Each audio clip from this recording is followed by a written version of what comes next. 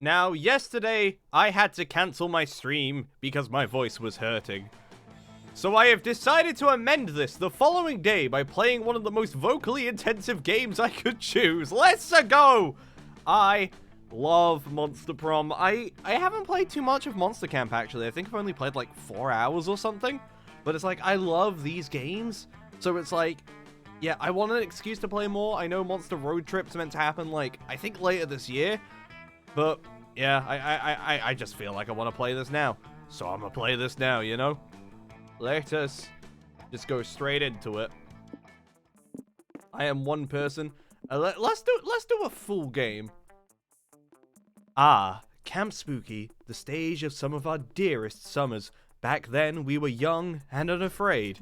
With school far away, everything seemed possible as the sun embraced us on our way to camp. Summer has that distinct power, doesn't it? You live for the days, while the nights inebriate you with possibilities.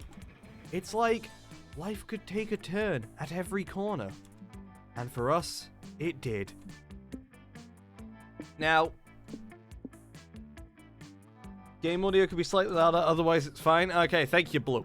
I will boost it up slightly. Yeah, let's just put it like here-ish, probably. Yeah, alright. Now, I only have one additional character currently, because, like, everyone got the Helltaker girl. I forgot what her name is. But, like, there is one character I've always played in this game, and it's Vicky. Lexi, pronoun he. Let's go. And, we have some options to go with. We have flashback light, north-facing moss, a fake noble title. Well, I need that, first off. A hipster costume? What are you trying to say? I always look fashionable. A totally fine ukulele? Pinata pool toy? Chess 2? I thought there had to be a chess 1 first.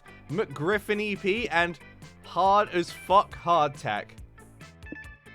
I'll take the hipster costume and the totally fine ukulele. Thank you. One might say that the Monster Prom had hardened us on the highs and lows of love. But no, in love we're always absolute beginners. And summer camp was no different. No one talked about it, but the idea of a summer love loomed over our heads. Close to the last day of camp, there was a meteor shower happening just 5 weeks away. Everyone knew that if you were into someone, you were going to watch that damn thing together.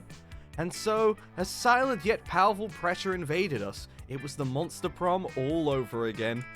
Everything seemed uncertain, everything but one thing. Whoever we were asking on a meteor shower date, it was probably going to be one of the 6 coolest people on that bus. Joy Johnson Jojima. Jojima? Is it Jojima? I think that's Jojima. 23. A badass witch who wanted to chill a bit after saving the world countless times. Aravi Mishra. Mishra? Mishra? That's Mishra or Mishra? I can't... I'm just trying to, like... Mishra. Okay, yeah, the R's are the same in Mishra and Roommate. Aravi Mishra, 22. A hot-headed adventurer possessed by a curse who had turned out to be the most annoying roommate ever. Calculaster Hewlett-Packard, version 1.1. A library computer who had become a sentient robot ready to experience life to its fullest. Dahlia Quino. A blue buff demon and warmonger who had set her sights on conquering summer next. Damien LaVey, a fearless demon with a taste for destruction and a love of fire. And Milo Belladonna.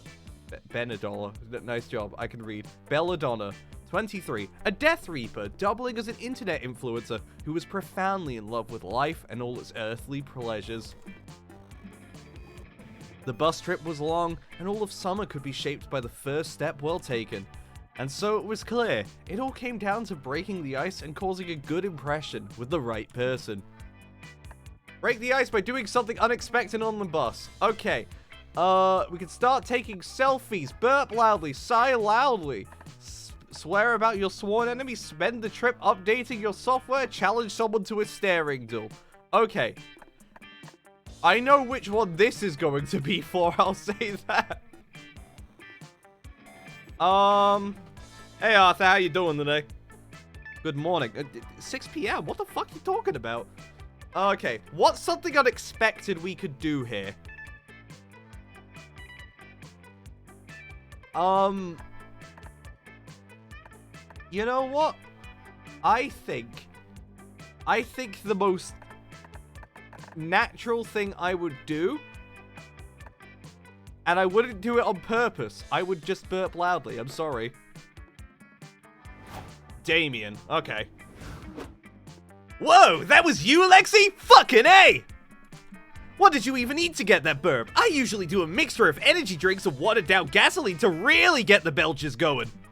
Scott and I had burp contests all the time, usually during pop quizzes. Maybe you and I can continue the tradition at camp where shit gets lame. Looks like you're gonna be eating a lot more beans while you're at camp, but you're okay with that, as long as you get to spend more time with Damien.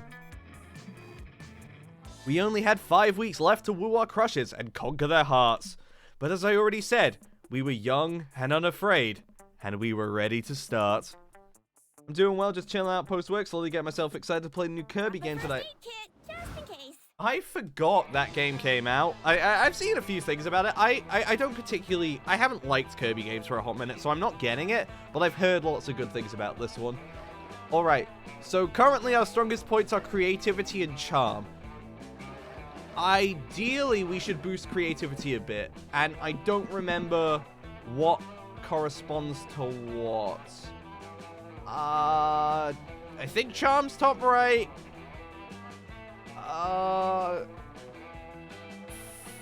Fun is top. Scout HQ's gotta be creative, right? I think so. That day in Monster Scouts, you make each other friendship bracelets. Except the Monster Scout leader pairs you randomly with your friendship bracelet recipients, so I guess Larry the Lich doesn't feel left out for having no friends. You get paired with Larry. Surprisingly though, he's a great conversationalist, and he makes you a super heartfelt bracelet that imbues you with +2 creativity when you wear it. Larry sure is nice. Maybe there'll be a day when he's cool enough to be your friend, or at least a romanceable summer fling option. But today is not that day. Oh, I don't believe you. I know there are secret guys in this game. Larry the Lich might be one of them. Played this game not too long ago. Fair enough. Like, I've liked Monster Prom since launch, but I haven't played too much Monster Camp. So that's why, like, I just want to do it today, because it's a fun set of games. You walk into what you thought was going to be a class on optimal summer smooching, but that was just wishful thinking. It's actually another of Coach's safety lectures. So as I was saying, a summer camp is an extremely dangerous place. Take this camp, for example. Just in the past week, the canoes in the lake turned out to be crocodiles, the camp nurse exploded, and the cafeteria accidentally served constantly firing shotguns for lunch. How do you manage that? That's honestly kind of impressive. You're welcome. Don't take all the credit, you bell pepper. Those alligators were mine, and you only blew up that nurse in retaliation for me dislocating your shoulder while arm wrestling. Wait, that was all you two? You're working together to destroy this camp? Us? Working together? Gross! Yeah, we never work together. Our collective reign of terror is more of a happy accident. It didn't go so well when I played it. I was only able to woo Damien and Calculester. I don't remember who I've actually wooed in Monster Camp. There is a chance I haven't succeeded at anyone yet, but I feel like if I've succeeded at anyone already, it's probably Dahlia? That would sound right. Either Dahlia or Milo. But your underlying assumption is correct, friend coach. According to my analysis, Damien and Dahlia are responsible for approximately 102% of fatalities at Camp Spooky. This percentage includes people who were killed elsewhere and then brought to camp for aesthetic reasons. That's not a very scout thing to do. 102%? That's almost as high as the amount of percent you're supposed to give in sports! Damien! Dahlia! You two are a crisis! Loser. Wow, Calculester, way to go! Snitches get stitches, you know. I am unlikely to be receiving any stitches, friend Damien, because I both have no flesh to stitch, and because I am not a snitch. I am merely providing accurate safety data. Don't worry, guys! I'm not here to punish you for all the people you've slaughtered. This is a safe space for talking about safety. So we're not in trouble? Of course you're in trouble, but it's not me you should be worried about. It's yourselves. It looks like the biggest threat to your safety is yourselves! So, I love being a danger to myself and others. But think about it, Damien. If you die as a result of a stupid thing you did, no one else will ever again be able to die as the result of a stupid thing you did. Huh? Oh shit, you're right! Thanks, Cal! You're a real lifesaver when it comes to helping me take lives! That was not my intention. I simply cannot resist the logical syllogism. If there is a God, I hope she can forgive me for what I have done. There's no time for moral hand-wringing, Calculuster. We've got to buckle down and brainstorm a way for Dahlia and Damien to survive their own violent stupidity. These two need to learn some responsibility, give them each an egg to take care of so they can truly learn to take care of themselves, transform them both into the most boring and safe creatures in nature, accountants.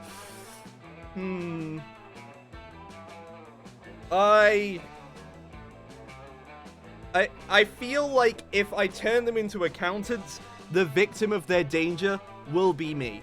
I'll say they can take the egg.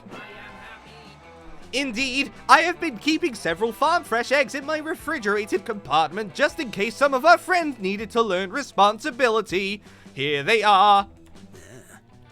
What the fuck are we supposed to do with these? Oh, I know! Eat them raw! Protein will make our muscles bigger, and thus better able to defend us from our muscles. No, Dahlia, you must not eat those eggs. You must parent them.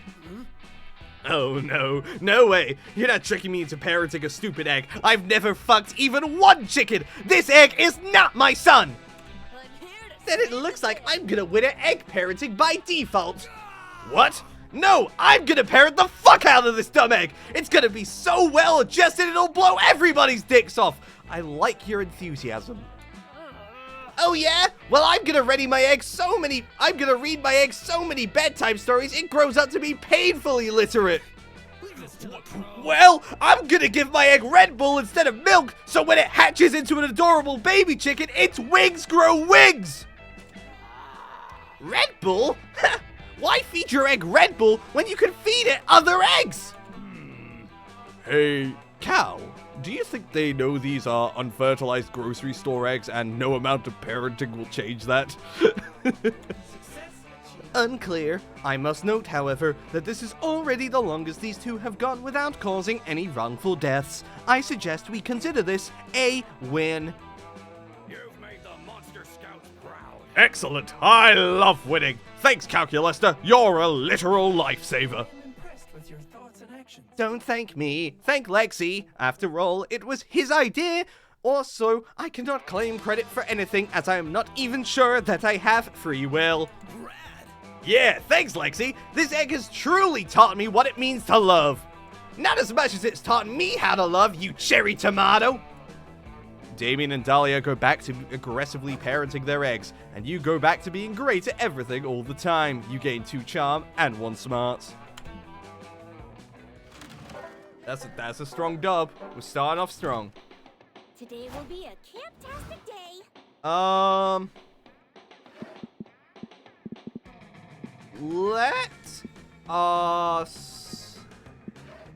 Let's boost our charm a little bit. Today at Camp Dome, the game is Charades Extreme. It's just regular charades, but apparently they love to stick extreme onto any classic game. It's your turn, and you get 3 times the charm. 3rd is easy to convey by just your fingers. But charm is harder. To get your team to guess it right, you act as if you were more charming than you really are. You manage to do that, gain 2 charm by playing that role, and bring your team to victory. Hooray! You spend the last 5 minutes following Damien around, hearing tales of his exciting exploits, but staring at his butt more than you're actually listening. Don't call me out like this, Mr. Nerea. What? Shut up. And that's why I can never go back to Rome. And why I have beef with all the village people, except for the cop, which is weird, because in real life, I often punch cops. He is based! Ooh, I should show you the badge he sent me after I sent him a video of me singing YMCA while burning down a series of YMCAs. I can never find anything in my camp bag my dad sent me with so much extra stuff that I can't imagine I'd ever need while camping. I mean, a tent? A sleeping bag? A compass? Why would I ever use any of that? Wait, what's this? It looks like a flashlight, but instead of a light bulb, there's just a fleshy-looking open... Oh! No! Oh, no!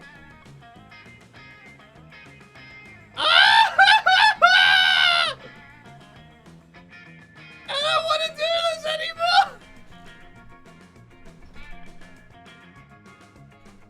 I don't want to do flashlights.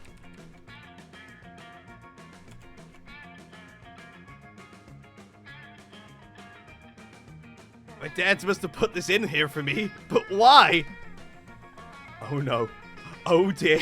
You think that maybe while the LeVays were packing Damien's equipment, they dropped some equipment of their own by complete accident? I'm a pro camper. Is it maybe a utensil? It has a mouth. Maybe I'm supposed to use it to pre-chew my food before pouring it into my own mouth. No, you can't traumatize Damien by telling him he found his dad's sex toy, but you need to think of a valid non-eating usage. And fast. Its mouth isn't for eating, it's for issuing words of comfort and encouragement. It's an emergency pocket, friend.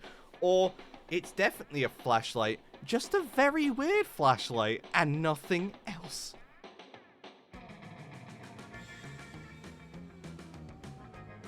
I mean, is Pocket Friend wrong? Because I don't know if it is. Ooh, a pocket friend! Of all the flashlight-shaped things a pocket can contain, a friend is one of the most badass! Friends are almost as metal as enemies! Damien presses some buttons on the flashlight, and the mouth begins to move and vibrate. Speak up, friend! I can't hear you emotionally validating me! Damien presses more buttons, and to your surprise, the friend does indeed begin to talk, but its vocabulary seems to be limited. Oh, yes! It screeches. No.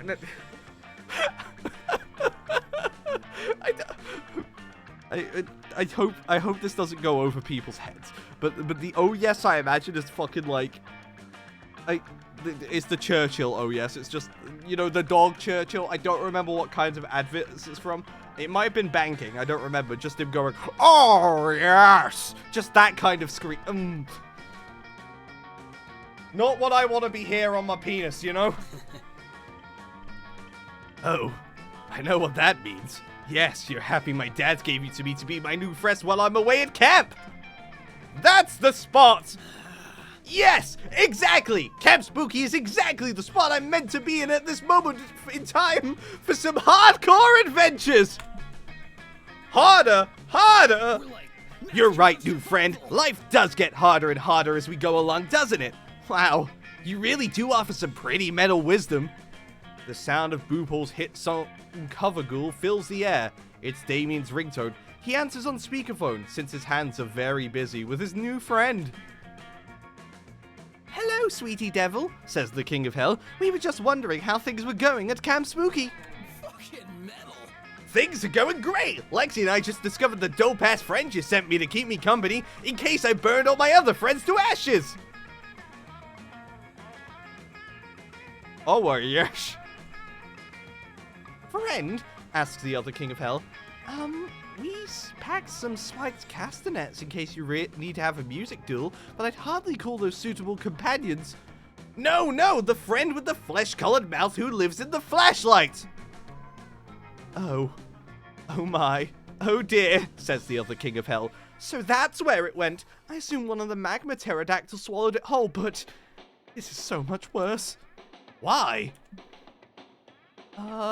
Well, your new friend gets homesick, so the best thing to do is wrap him up, put him at the bottom of your suitcase, and never touch him again. Okay, dads, whatever you say. I'm just glad I got to meet him at all. It's better to have loved than lost.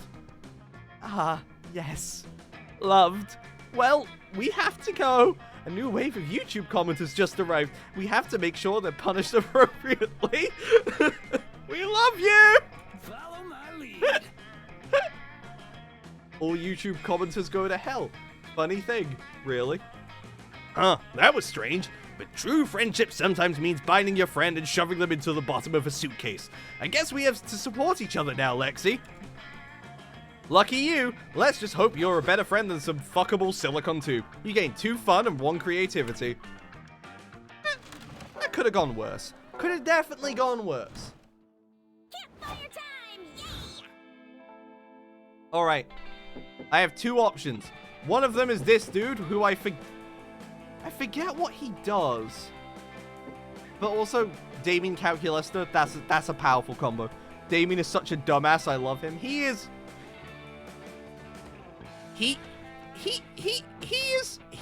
brain, I'm sure.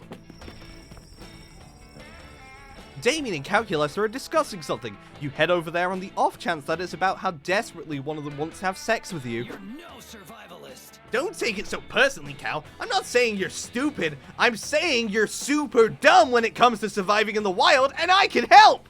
I realize you are attempting to help. I am not offended by your baseless and untrue observations. I am merely reminding you that I am a machine and therefore not alive, and therefore I do not need survival skills. Huh? Sure, you say that now, but what about when you get lost in the woods and you have to eat your own arm to stop yourself from eating your own dick?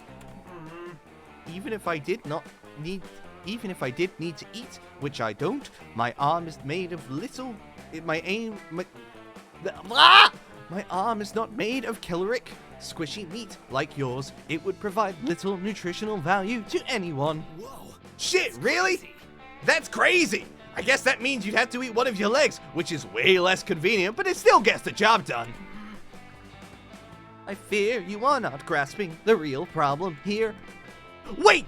I just remembered! My arms are made of squishy meat and flesh, and I have 2 of them!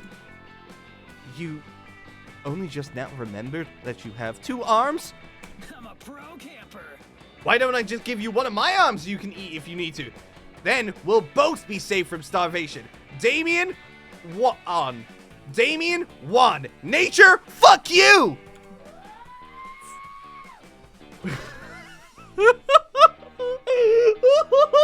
Was that Scream Calculester?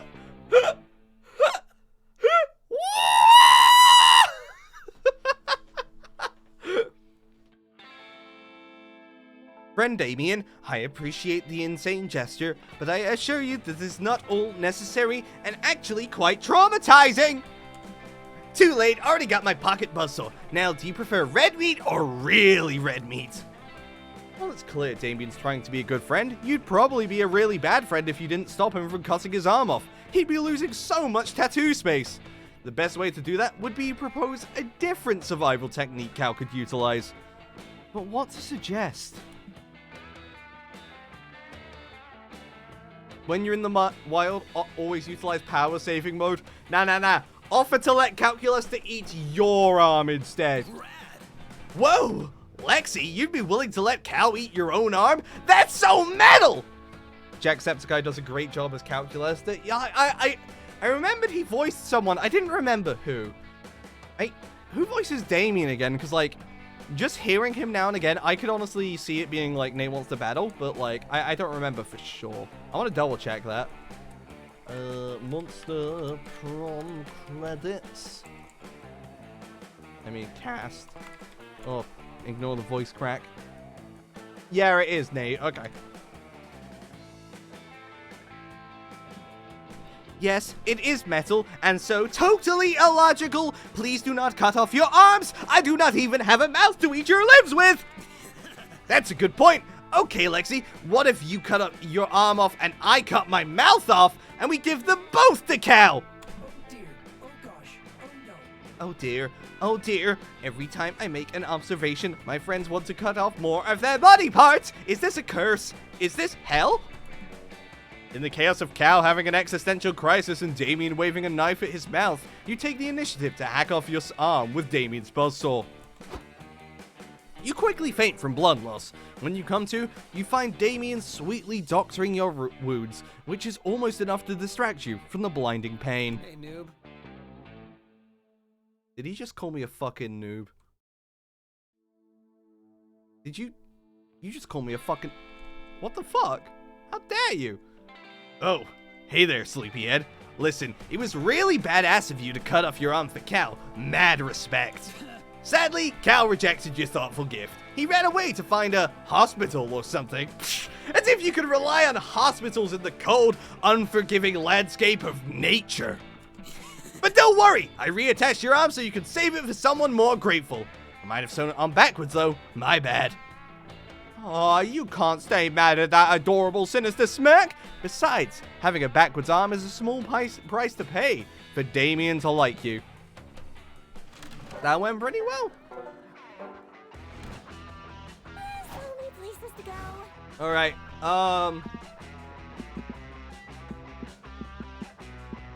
let's boost up my fun a little bit, I'd say, yeah?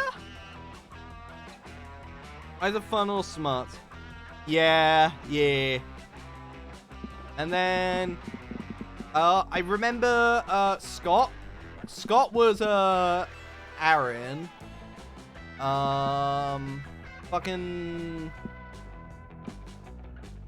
Liam was Cry, I think, right? Yeah. And then... I don't remember who the girls were in the first game. I think one of them's Christina V. I think I just saw that now. Yeah. Oh well. We'll work it out when we see them. Let's go fun. You're in the lake, sunbathing. It's kind of relaxing, but hella boring. What's the issue? Have you lost your ability to have some fun unless you're playing video games or partying in wild raves? I could never party in wild raves for fun. God, do you assume too much of me? Ah, no. You see the problem now. You didn't put on sunscreen, but fun screen, which has a fun protection factor of 50. You wash the fun screen away with some water and put on some sunscreen. There you go! You prevent some sunburn and gain 2 fun. You and Damien are lounging together, having a surprisingly chill time reading comic books. This is gonna sound crazy, but can you pass me that one that doesn't have someone putting his fist through someone else on the cover? What's up, loser? Wait, what's this now? You're going to read actual words that might describe something other than punching? Ha! What? No, who said that? I was asking for the one without someone punching so I could eat it. Obviously. Uh-huh, right. What did I say, Dahlia? I told you he's getting soft. But not so soft that you still won't come sand strangling and ocean kicking with us tonight, right? My biceps are ready to choke that sand right out, and I got special boots made with spikes on the bottom and the sides and the top so I can show those waves who's boss. Well, that does sound great, but... Speaking of the ocean, I was actually going to watch this documentary on dolphins tonight. I'm making popcorn and baking dolphin-shaped cookies, if you want to join. Wow, you've changed, Damien. It's no wonder the wildfire hasn't appeared to you yet. What? What do you mean? I know you've been on the hunt for the elusive wildfire, and I know it's thus far eluded you. I also know why. You are unworthy. The wildfire only appears to those who are badass enough to be worthy of its unbridled glory and untamed majesty. No one is ready. It's true! I was just in the woods one day playing with matches, and suddenly out of nowhere, the wildfire just appeared. It was one of the most magical moments of my life. There's nothing like seeing a wildfire out in its natural habitat. Too bad you'll never see it. Face it, Damien, you're just not metal anymore. Not metal? Not metal? I'll show them who's not metal, or I'll show them who is metal. It's me! I'm still metal. Now to prove it by becoming worthy of the wildfire. But how? Write a poem, but a poem that's very metal. Perform the sickest skateboard trick, escaping from a tank of water while chained and on a skateboard.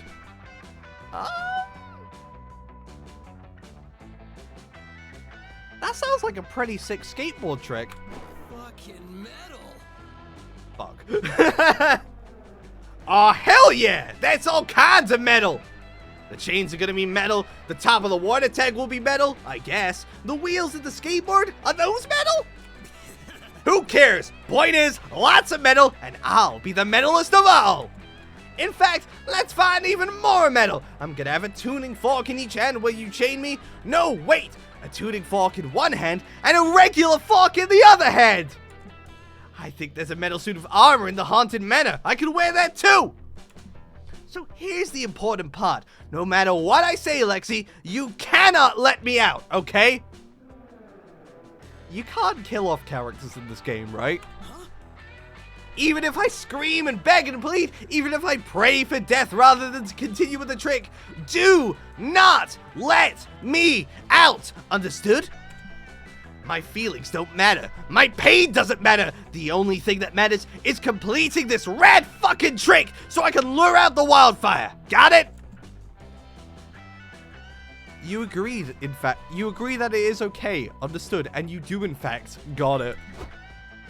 You chain Damien up, put him in the suit of armor, throw a skateboard into the bottom of a water tank, and throw the armored chain fork-holding Damien in after it.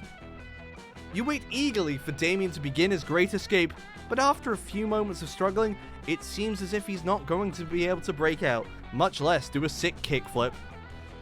Hey, Lexi! Damien yells from underwater. I can't do it! You have to let me out! It hurts to see your crush in pain, but you know it would hurt him even more for you to betray his trust. No, seriously! Forget everything I said before! Stop the trick and free me, Lexi! You have to! Papaya! Papaya! The safe word is papaya! Oh, poor Damien, you think.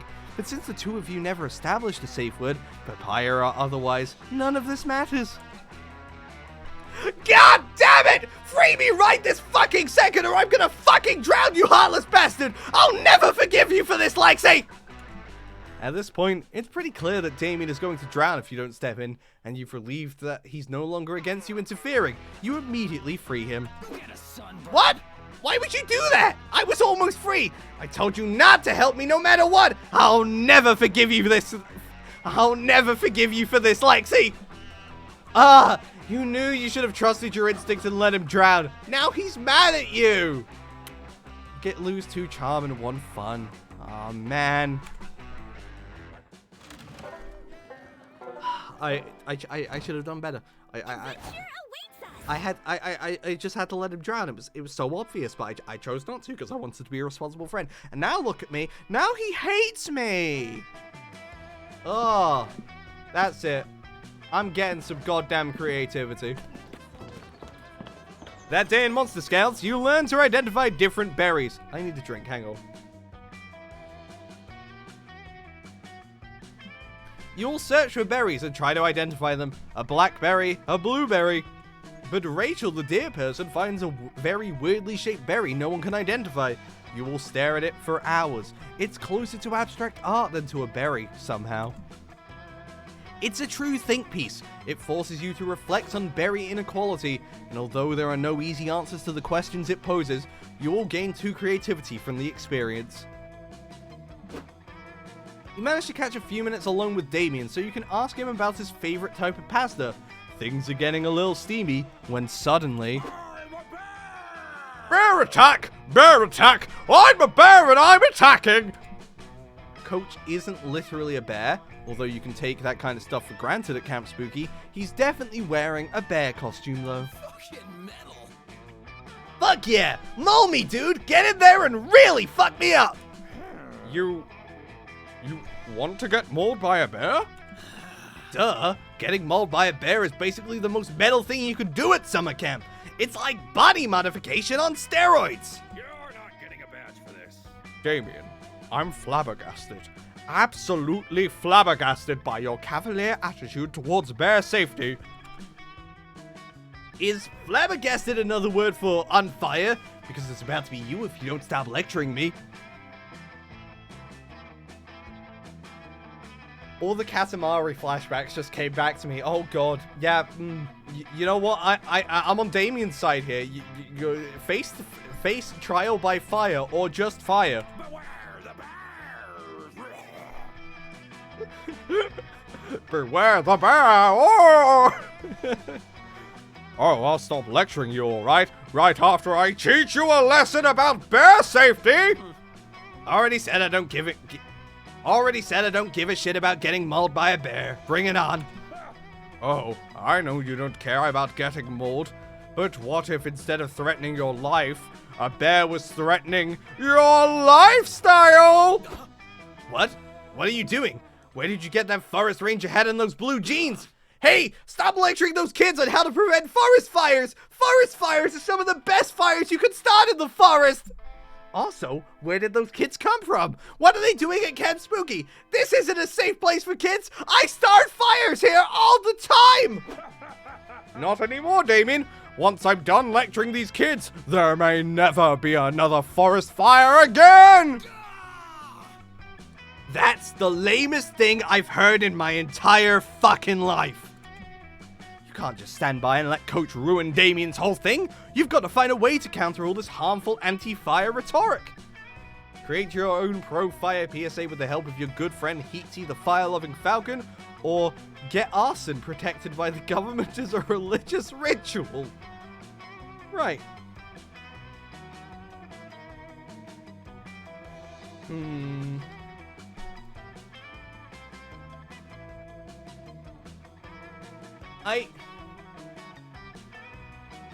I'm not gonna lie, the religious idea would work, but, you know, Damien isn't exactly a friend of the church, if that makes sense. Let's get Heatsy. That's just my work. Oh, fuck yeah! I know Heatsy! I met him at a networking event for up-and-coming arsonists! Damien calls up your fire-loving feathered friend, and the three of you approach the group of kids Coach has been plying with his anti-inflammatory oratory. Hey, losers. Listen up, you little fuckers. This is my friend Heatsy. He's a falcon who fucking loves fire! Say hi, Heatsy. Heatsy looks up from a fire he started using a magnifying glass and some gasoline-soaked newspapers. What? Oh yes. Hi, kids! Heatsy, tell the kids how falcons hunted forests and grasslands. Oh, it's super cool, says Heatsy, idly playing with several lighters. See, whenever there's a forest fire, a falcon will swoop down and grab a burning stick. Then we'll carry it somewhere else, like a field or another forest, and drop the twig there to start a new fire. All the little animals run away from the fire, and we eat them. This is real shit, by the way. Falcons are fucking psychos.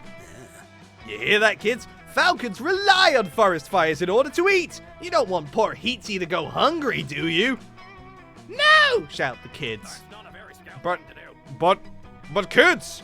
Heatsy the Falcon isn't the kind of bird you want to hang around with. He's wanted in 58 countries for countless crimes, only some of which are arson. Whoa, it sounds like this guy's got a problem with arson. That's not cool, is it, kids? No! Shout the kids. Arson! Yo, that's exactly what Joker Persona says. Are you gonna let a guy like that tell you not to set the forest on fire? No! Shout the kids. Well, fucking come on then! Screams Heatsy, his eyes bloodshot, his talons shaking. Stop fucking around and let's burn something! Yay! Shout the kids. They follow Heatsy off into the woods to cause a ton of problems for the fire service. Good job. Wow, Damien. Congratulations on repelling that bear attack. I didn't know you were so good with kids. I see. That is one way of looking at it. Oh, that? I find it super easy to relate to kids due to my complete lack of emotional maturity. Lol, same. That's your Damien, alright? You say goodbye to Coach and climb to the top of an observation tower so you and Damien can watch the fires together. You gain 2 charm and 1 fun. It's night time now. Story! Ghost story! If there was a combination that could hurt my voice the most, it's these two. I'm gonna go see you. I don't remember what you do. Hello! Oh, hello, Lexi. You like the campfire too, huh? Look at the flame! I love the way the flames look. So bright, so hot, so unbelievably sexy. I just want to throw myself into them and embrace the warmth. Moss makes a mad dive into the fire. You calmly grab his wing and strong arm him back onto the log until he relaxes. This happens a lot. Whoa, thanks, Lexi. I really owe you one. Hey, as a token of my appreciation for saving me from my own dangerous intrusive thoughts, how about we swap a little Why don't we swap a little gossip? It'll be fun! Isn't cashing in on a life debt supposed to mean you do something the savior wants to do? Well, whatever. You could go for a little gossip after saving Moss's life. Coyote Mud Wrestling Championship. Naruto LARPing. Yogurt-themed sexcapade. No pants poetry reading.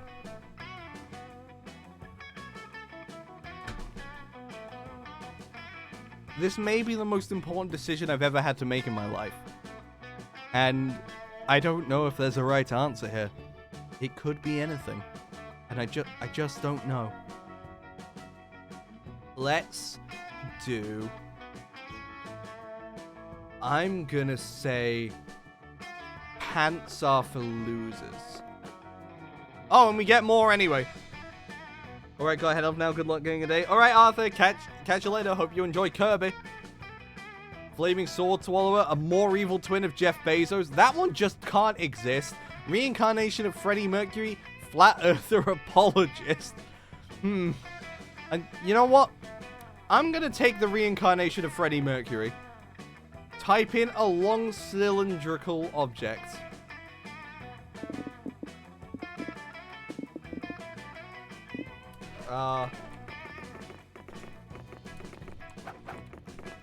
The friendly fleshlight.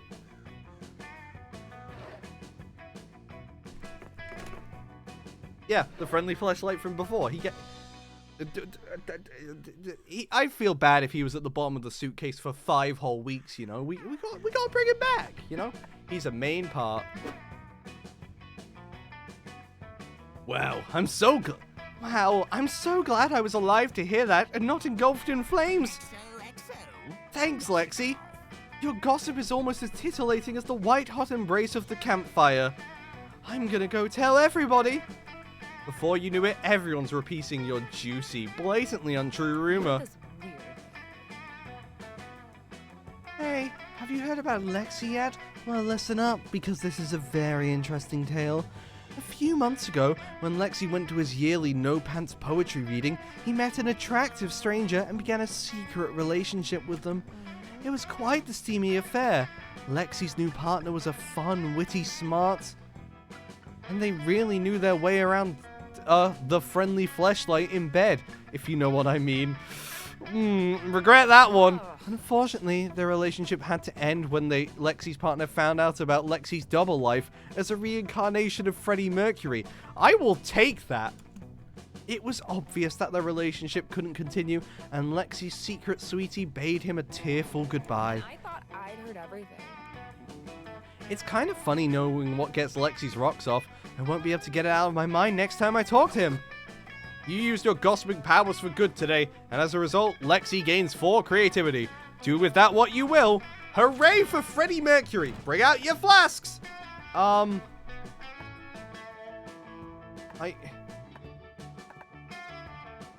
use my skills. Juan! That's Juan!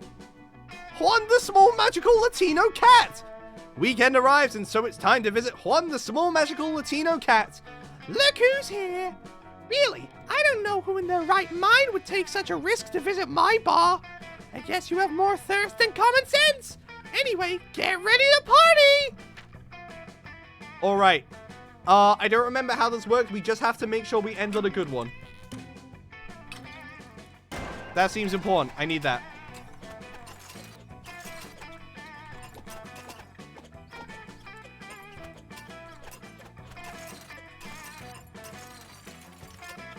Oh. Nah, shit. I wanted to double back, damn. I don't know what this is, but it doesn't look good. Huh. Never mind. Sex on the beach. That can't be bad, right? Ah, a sex on the beach. I brought this drink to the next level, as you can see. Give it a try. I assure you, it'll be a fun ride. Oh, the fun just got boosted. Still hard to believe you drunk that. Good luck, I guess. I don't know why my Juan voice sounds like, you know, That just sounds like a very cursed version of Monokuma. I don't know. I need some smarts. Where do we get smarts? In the forest. That day when you're hiking through the woods, an angry gnome steps into your path. Halt, giant beast, he cries. If it is passage you seek, you must first answer my riddles 3. Riddle number 1. How is a raven like a writing desk? That's a tough call, but you give your answer. You punt the gnome into the sky and continue on your merry way. Apparently, that was the correct response, because nobody else tries to fuck with you. You gain 2 smarts. You hear the unmistakable sound of Damien yelling obscenities. You can't help but go to see what's happening. Fight me, dude. For the last time, you fucking animals, I'm not cheating, I'm just good at poker! The fucking animals Damien is addressing are 3 actual wolves he seems to have put playing cards in front of. They're all growling at Damien. Hey. Oh good, Lexi, you're here. Maybe you can help explain to these wolves that I'm not a cheater. Coach said the wolves were like the mafia of the forest, so naturally I went and found some to play poker with, but they're total scrubs, and I've been taking their money all day. Damien gestures at a miscellaneous pile of poker chips, animal bones, and bits of meat by his feet. The growling intensifies. Like, come on, you can't refuse to play every hand. Just standing there salivating, baring your teeth, and expecting to win at poker, that's why I've been cleaning up. And now they're all mad at how unfair it is? Come on! I've been trying to talk sense into them by screaming in their faces and calling them par smarts, per spurts, but it's not working. You're pretty sure the wolves are mad because they're wolves that Damien has been throwing playing cards at for about an hour. You tell him he should probably stop. Oh, I see what's going on here. You're in league with wolves. You're trying to pull me out of the game right when I'm on a hot streak. You make me Well, score. fuck off. I don't want to. Like the old song says, you gotta know when to hold 'em and when to fucking dunk on some wolves. The wolves are inching closer. If you don't figure out a way to get Damien out of here, they're about to go all in on his jugular. Think fast. Teach Damien to read the wolves' tails. Hopefully then he'll realize they're about to maul his face. Or, wolves are morally opposed to gambling. Suggest letting them choose something else to play so Damien can beat them up at their own game. I mean, they can't argue. They can't argue at that point, right? Oh, dang. I didn't know I was insulting wolf culture by coming out here and forcing these wolves to play poker with me at knife point. Damien hurriedly gathers all the playing cards together and also stops pointing so many knives at the wolves. That's good. It's good to be respectful. Here you go, guys. Here's the deck. What do you want to play? Honestly, you were sort of expecting the wolves to get confused and wander away, but to your surprise, the middle wolf picks up some of the cards and starts handing them out. Hey, I know this game, but I had no idea wolves were into werewolf. Oh, for fuck's sake. Indeed, it is a well-known fact that in the board game community, that of all the forest animals, wolves are the most serious about social deduction games. Each of you gets your secret rule card, designating some of you as villagers and some of you as wolves. The game begins! I accuse left wolf and middle wolves of being wolves because they're actually wolves. Look at them. You ask him why he doesn't think the right wolf is a wolf. Hey, noobs. You mean Matt? That's just a guy dressed up in a wolf costume. He has been the whole time. It's hard to tell though because he was raised by wolves. Hey, Matt! Sup, Damien? Says Matt. Now that you really pay attention, it's pretty obvious that he has thumbs. Anyway, knowing who the wolves are makes the game pretty trivial. You wipe them out in 2 turns, and the wolves good-naturedly admit defeat. Everyone shakes hands or paws or whatever, and Damien even gives the wolves back their meat and bones.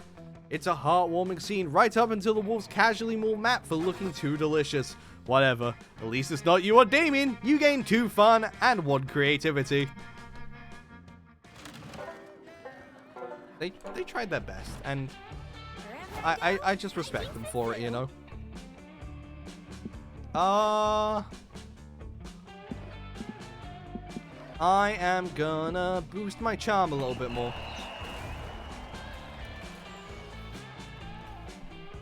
I'll probably take a brief intermission after, like, this evening section, just because I want to go get some water. That day, you play competitive Spin the Bottle. You must kiss a camper from Camp Rival Camp. It's a long, intense kiss in which your tongues wrestle mercilessly.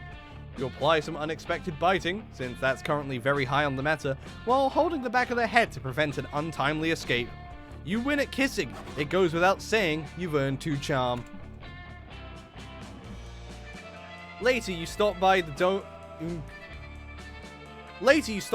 to look for a can of Pringles you left there, but you accidentally get drafted into the Dome Battle Royale that happens every Tuesday. The rules are simple. Join a team of 3, lock the door to the dome, fight to the death. 400 warriors have entered Camp Dome today. Only 3 will leave alive.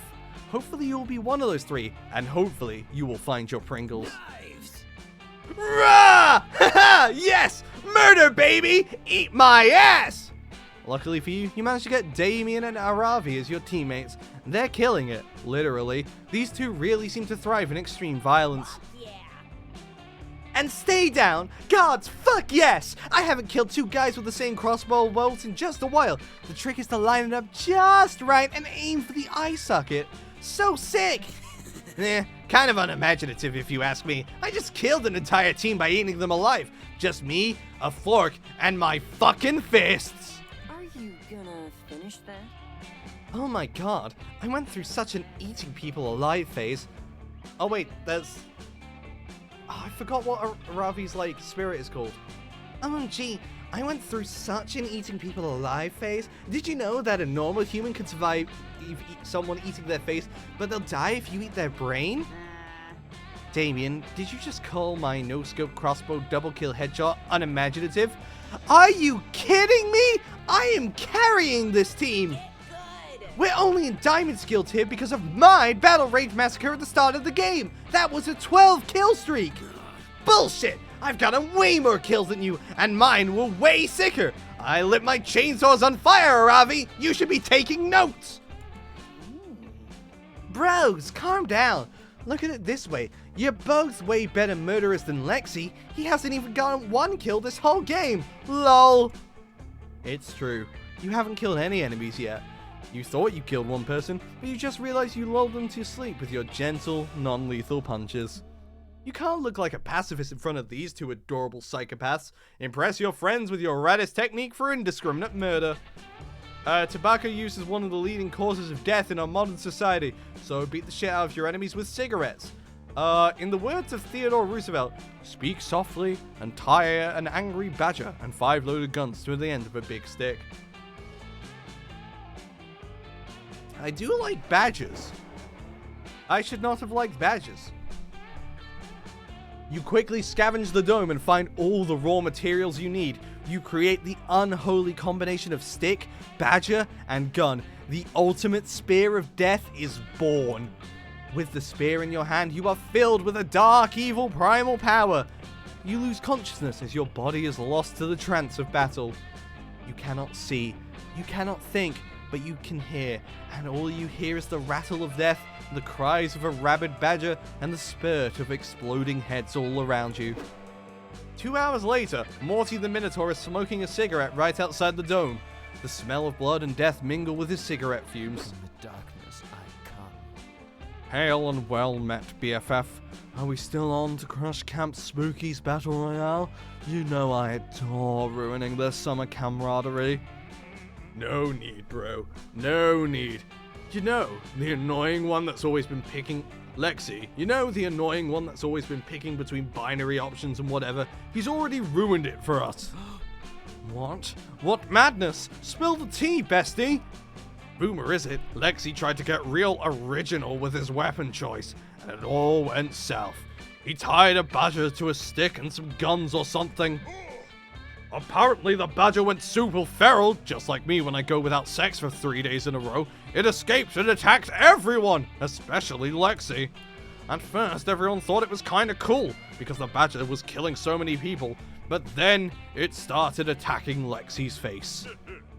It got ugly. Lexi's face, I mean. Ha! And then the badger stole Lexi's pants, and Lexi accidentally called the badger Mum. Epic embarrassment. It's an easy mistake to make. Good lord, that seems like the worst possible weapon choice. Truly, there is no need for us to sabotage Count Spooky. Lexi already took care of that. Rumor spreads fast about the Badger Face Pants Mum incident you just went through. You are blacked out, so you're not even sure if all the rumors are true. But you are sure that Damien and Aravi have lost all respect for you. Oh, and you also lost 2 fun and 1 smarts from the Badger mauling. I'll be honest, that is quite unfortunate. Home is where your booty sits the comfiest. That's nice. I'm gonna go to a brief intermission. When I'll get back, we'll continue. I'm having a good time. No, not the ending screen. Why would I want to go to the ending screen? Jeez. Yeah. I'm gonna go get some water. When I get back, we will see where we are going. Because as far as I'm concerned, it's going okay. Could be going worse. I don't think Damien hates us yet. He doesn't have respect for many people, so losing him is it doesn't mean too much. I'll be right back.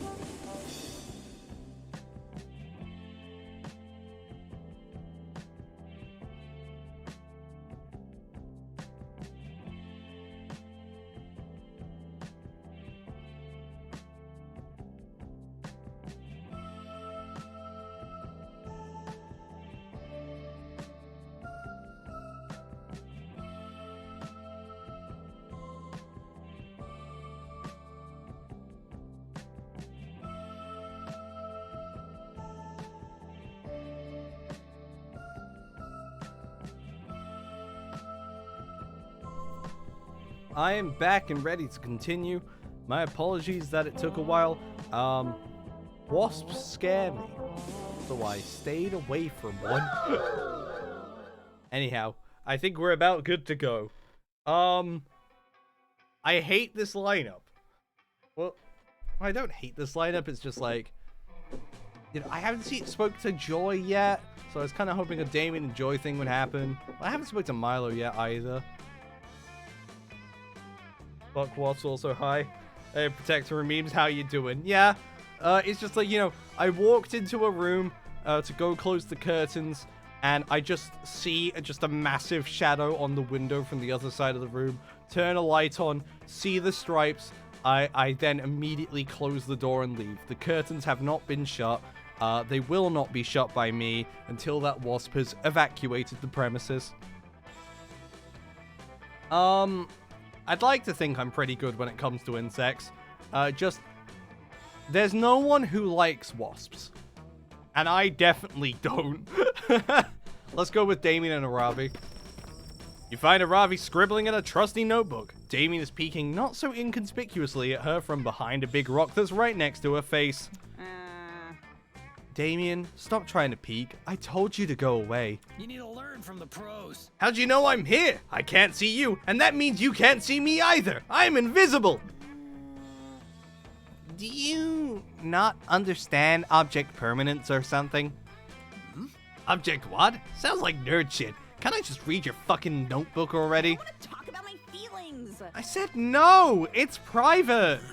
But you let Hex read it! I do not let Hex do anything. Hex wreaks chaos wherever they see fit, and I just kind of have to roll with it. Cursed loser.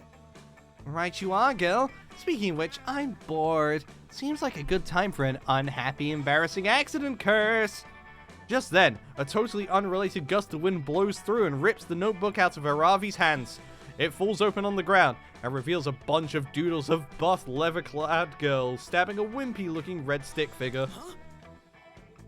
Are these plans to murder me?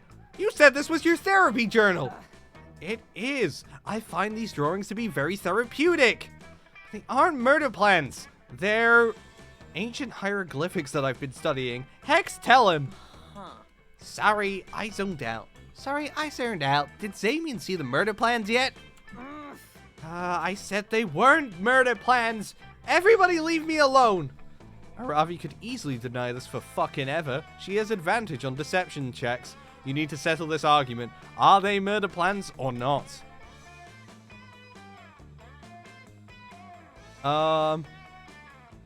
Hex, I'll give you my last everything bagel if you tell us whether Aravi is totally trying to kill Damien. Chill, Damien. What's a little murder between friends? Look, I've actually had a murder notebook dedicated to Aravi this whole time. Yeah, I think the first one's for Damien, so... Eagles. A man after my own heart. Well, I mean, I don't have a heart, but you're a man after Aravi's left ventricle, which is where I keep all my Netflix passwords. Either way, you've got yourself a deal. What? You'd sell me out for a fucking bagel? I thought you were my friend. You really need better taste in friends, you know that. But fine, I'll shut up. You're not letting Hex go that easily. You waft the bagel scent invitingly into their face. Are you sure you don't want it? You ask. It's strawberry cream cheese and it's toasted. Are you gonna finish that? I need to check something real quick. That kind of sounded like Casey. I don't think Casey voices anyone in this game, but if they do, that's cool. It's the Camp X voice actor.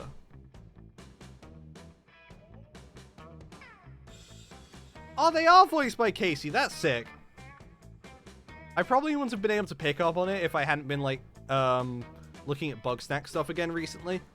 Because, like, they also voiced Floofty in that game, and they're a fucking incredible voice actor. So, like, yeah. Toasted? Why didn't you say so? Gimme, gimme, gimme! Yeah, Damien. Ravi's totally trying to kill you. You should see the Damien cutout she plays darts on, or the lock of your hair she's using to make your voodoo doll. Unbelievable. I can't believe you. I should have let that shaman exercise you when I had the chance. Ugh, you're the real curse here. He was all, that's a fucking curse. Why would you ever willingly keep it, you idiot? But did I listen to him? No! Move on. I'm sorry, Aravi. You know I care more about you than I care for my own life. But you know, I also care for my own life less than I care about a good bagel. Priorities! Can you ever forgive me? I promise I won't ever do it again. Hey, Hey, Hex, I've got a hot pocket you could have. Do you know any more embarrassing Aravi secrets? Oh, yeah.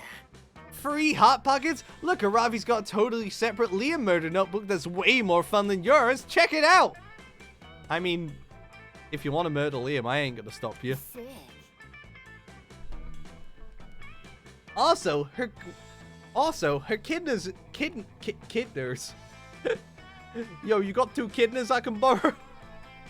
Also, her kidneys are her weakest internal organs. If you get a stab her, aim for those. Next time you won't. I hate all of you! Now I have to make all new notebooks since these have been compromised. Thanks for nothing!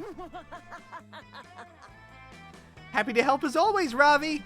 fucking metal. Ha! That was super funny! I wonder what else we could bribe Hex with to get them to tell embarrassing shit about the Slayer. You and Damien take a very romantic trip to 7-Eleven to get some snack food for espionage purposes. You'd feel bad for Aravi if you weren't so busy trying to get laid. I mean, if it works, it works. Alright, stats-wise, I need to separate charm and fun. You know what? I'm a fun guy. They call me a plant. That day, you decide to go scuba diving and find a treasure chest at the bottom of a lake. Whoa! You pick the lock, which is quite impressive if you keep in mind that you're still underwater. Inside, you find over 1,000 fun! Unfortunately, your wetsuit doesn't have pockets, so you can only go back to shore with only 2 fun. When you go back, fish have eaten the rest. They're having a rave right now. Fucking fish. I don't want to! You break up from the group a little early to attend a CPR class at the lifeguard shack. You never miss a CPR class because you're a creep. Don't call me out. Lucky for you, 2 of your smoking campmates are already there when you arrive. Damien doesn't seem happy about it though. Lame. What the hell is this, Joy? You said you'd teach me water magic today. No, I didn't. You said it with that stupid sock puppet you made of me while doing a frankly offensive impression of my voice. I'm sure my impression isn't offensive, right? You get it. Damn, that always works on Scott. But come on, why are we at this stupid class? That was magic. Because saving lives is true magic, Damien. Wait, like, actual magic? If I say yes, will you shut up and take the class? For sure. Always the same with you. Then yes, we are learning actual magic. Damien is back, Fuck, bitches. yes. I'm gonna use it to kill people. Lifeguards on duty. I don't think I've ever seen these characters before. What up, guys, and welcome to our super chill CPR class. I'm Wanda, this is Stu. You again? We know your names. We've been going to school together for years. Mind blown. Oh, phew, that's a relief. I was like 90% sure those were our names, but you can never be too sure, you know? Anyway, hope you dudes are some ready to kick back, throw on some tunes, and remind us how to do CPR, because we totally forgot. Wait, you want us to teach you CPR? But you're the teachers. Look, we don't really believe in rigid hierarchies, okay? Student, teacher, what's the difference? I mean, we definitely remember some of how to do CPR. We don't remember what the first step is? Like at all? Lame. What? This is bullshit! I'm never gonna learn magic at this rate! And you're never gonna get to the part where you put your lips on other people's lips. Come on, say something. What's the first step for performing proper CPR? Well, it's obvious, really. Before performing CPR, always check your mouth to make sure it's not busy eating some delicious pasta. Or just know the acronym. CPR. Cry, pray, recruit someone who actually knows CPR. I like pasta. Are you sure, dude? I swear we watched an instructional video where mouth-to-mouth pasta passing was emphasized. Yeah, I totally remember that. That's why we swapped out our life preservers for a barrel full of spaghetti. This instructional video, were either of the participants, drowning? You know what? I don't think they were. Must have been really effective CPR. And in this video, were the participants dogs by any chance? Oh my fuck. Oh my god, they totally were! You must have watched the same video. Typical. Yeah, that was the Lady and the Tramp. You watched the Lady and the Tramp and thought it was a video about how to do CPR. It's not. But Disney movies are the source of so many valuable life lessons. Like, always believe in yourself, and Alice in Wonderland is a fucked up movie. Plus, it makes sense, After all, pasta is life, and life is what we're trying to save when we do CPR. You know what? I wasn't on board with them at first, but I kind of see where they're coming from. Oh, God. Ugh. Yeah, I mean, sometimes when it gets late at night, I'll be watching TV and I'll suddenly think, man, if I don't get some lasagna in me, I will literally die.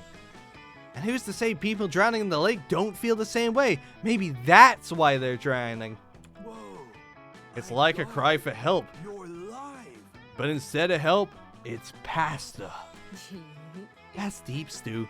So anyway, yeah, that's why we will always regurgitate pasta into people's mouths while giving them CPR. I think I just solved the mystery behind the extremely high number of drowning deaths at camp this year. Oh yeah, definitely. It's all their fault and has nothing to do with me for sure. Damien casually stops drowning 3 dudes, hoping nobody noticed. You're saying our mouths shouldn't be full of pasta when we do mouth-to-mouth? This is revolutionary! You should be teaching this class, Lexi. So teach the class you do. You insist that everyone skip straight to mouth touching, so you can all practice proper lip positioning. It's a little more clinical than you expected, and not nearly as hot, but just being this close to your crushes gains you 2 charm and 1 smarts. See, that was easy. A new day, a new adventure. Charm and fun are back at the same point.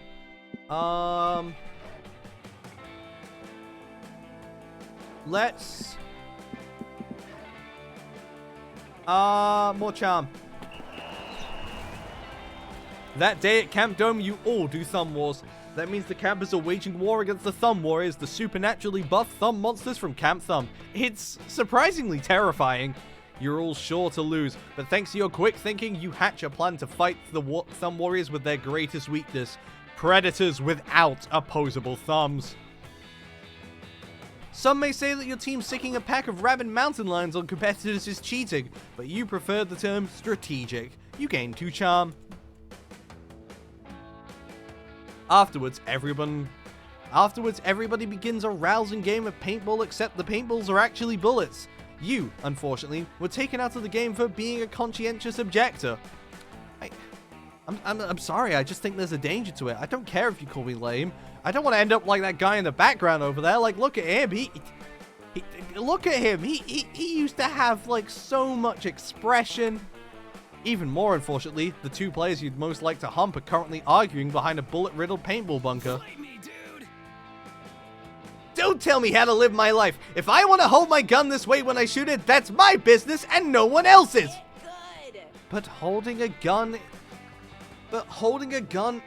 sideways completely defeats the purpose of lining up the sights of your shot. It's suboptimal.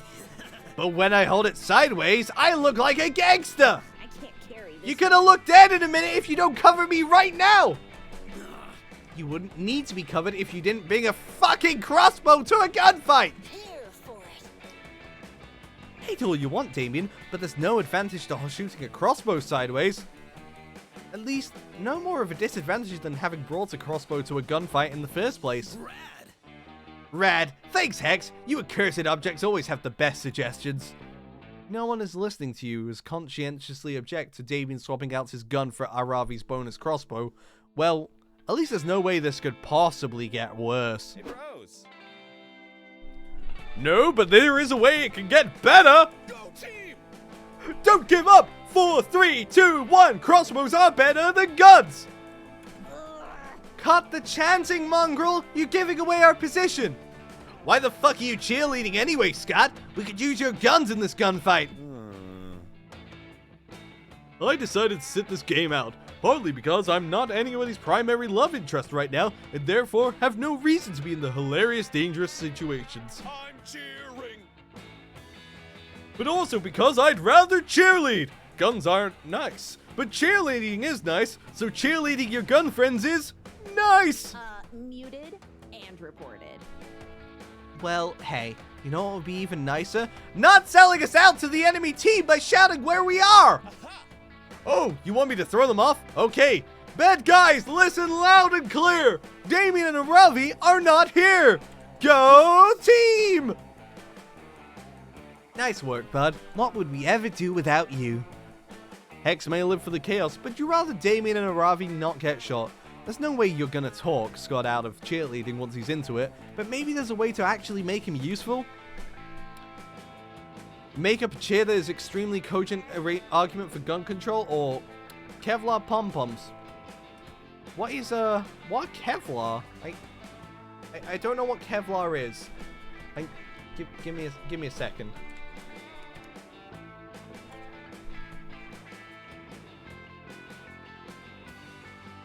A synthetic fiber of high tensile strength used especially as a reinforcing agent in the manufacture of tires and other rubber products.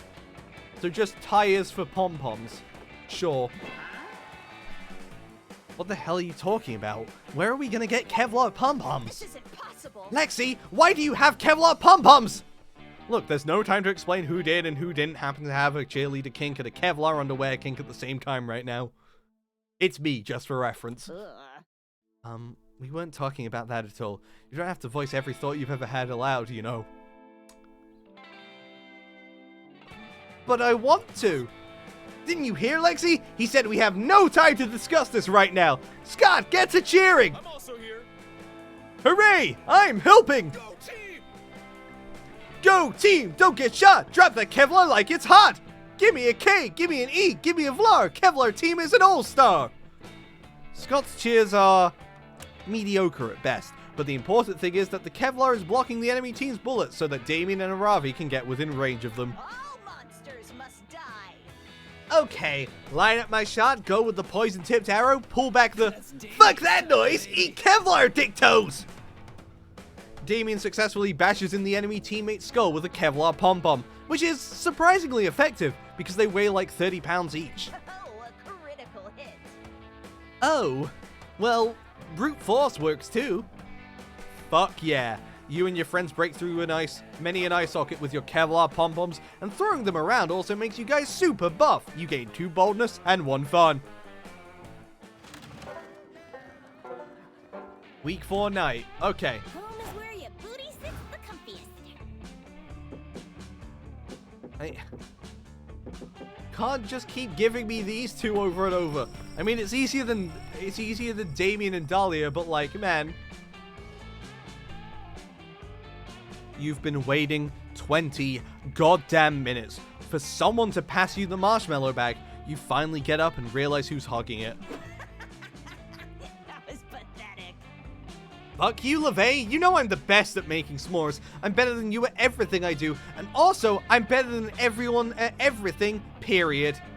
Yeah, Ravi, cool. We get it. You like winning at stuff and that's your whole character or whatever. Listen up, noobs. But unlike you, I have some depth now, which means I'm not just better than you at catching these marshmallows on fire because I'm an edgy pyromaniac. It's also because I have fucking anger issues, and losing at this would really piss me off! Aren't they the cutest, Lexi? Yeah, I'm talking to you, broski. I know why you're here. You want to get a taste of someone's delicious forbidden marshmallow, right? You should try judging their s'more making contest for a bit. I've been doing it for the past half hour, but I keep forgetting to give them criteria. I think I just like eating free s'mores. Yeah, that's one thing Damien and I can probably agree on. Hex's judging so far has been total crap. That's crazy enough to work. But now that Lexi's here, he can judge the s'more contest. Everyone knows that Lexi is completely unbiased and has no ulterior motives for trying to impress you or me with his judgment. I'm glad you understand. Nah, let's both be real. You definitely already know who you're gonna give the win to, even if these are objectively the 2 worst s'mores you've ever eaten. But hey, you came to camp to smooch, not to eat! So, what bullshit criteria are you gonna use to get closer to that whole kissing your crush thing? Damien's s'more was perfect, at least for anyone looking to eat a s'more reduced to a charred piece of coal. Who cares about edibility anyway? Or, Aravi's s'more was the best because she poisoned it, apparently? And chefs say seasoning is key to good cooking. Damien. Got a sixth sense for that. Fuck yeah! Clearly Lexi understands the superiority of my survival s'more, unlike all the other fuckwads at this stupid camp. Hey, speaking as an implied fuckwad at this camp, what makes your stupid burnt s'more so fantastic? Because Lexi wasn't lying. I literally cooked this marshmallow so much that it turned into a lump of coal! And we all know what coal is used for, right? Cursing annoying children on Christmas Eve? Fucking metal. I like that answer too, but more importantly, it's used for starting fires. Which you can then use to make s'mores and also make more coal for more fires! I've basically solved world hunger here and ended the national wildfire shortage! You should all be looking way more impressed right now. You are literally the stupidest creature I've ever tried to kill, let alone compete with. Come on, Aravi. So, can we leave now? The s'more thing was funny, but I've already missed the first half of this week's The Real Housewives of Croatia. Whatever, as we already knew, Aravi is a stupid snob who doesn't know what she's talking about. My s'mores fucking rock! If he means they're as hard as a rock, then he's correct. Damien makes you more s'mores using fires he started with his previous s'mores. You continue to eat them because you're a simp who is willing to eat pure carbonized sugar for your spicy red crush. Yay. Also, I said Simpsons switch. Simpsons, do not ban me. Oh god, flask stuff, let's go. Against your better judgment, you decide to visit Juan that weekend. Just in time! I prepared a bunch of drinks. I have no idea what they do. They could make you immortal or turn your blood into mayonnaise. You know, wizard in training. Drink at your own risk. But if you've made up your mind, get ready!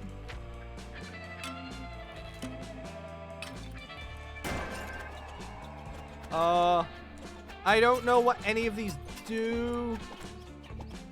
The rainbow one looks cool. Oh, that's a skull. I'll take the skull. I'll take the skull. Oh no! They shoved me onto the. What is this?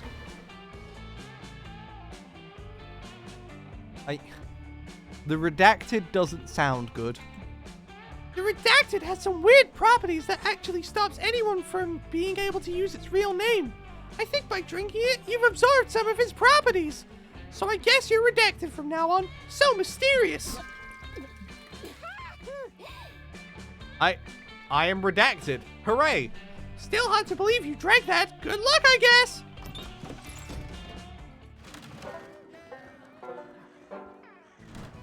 Oh, we're so close now.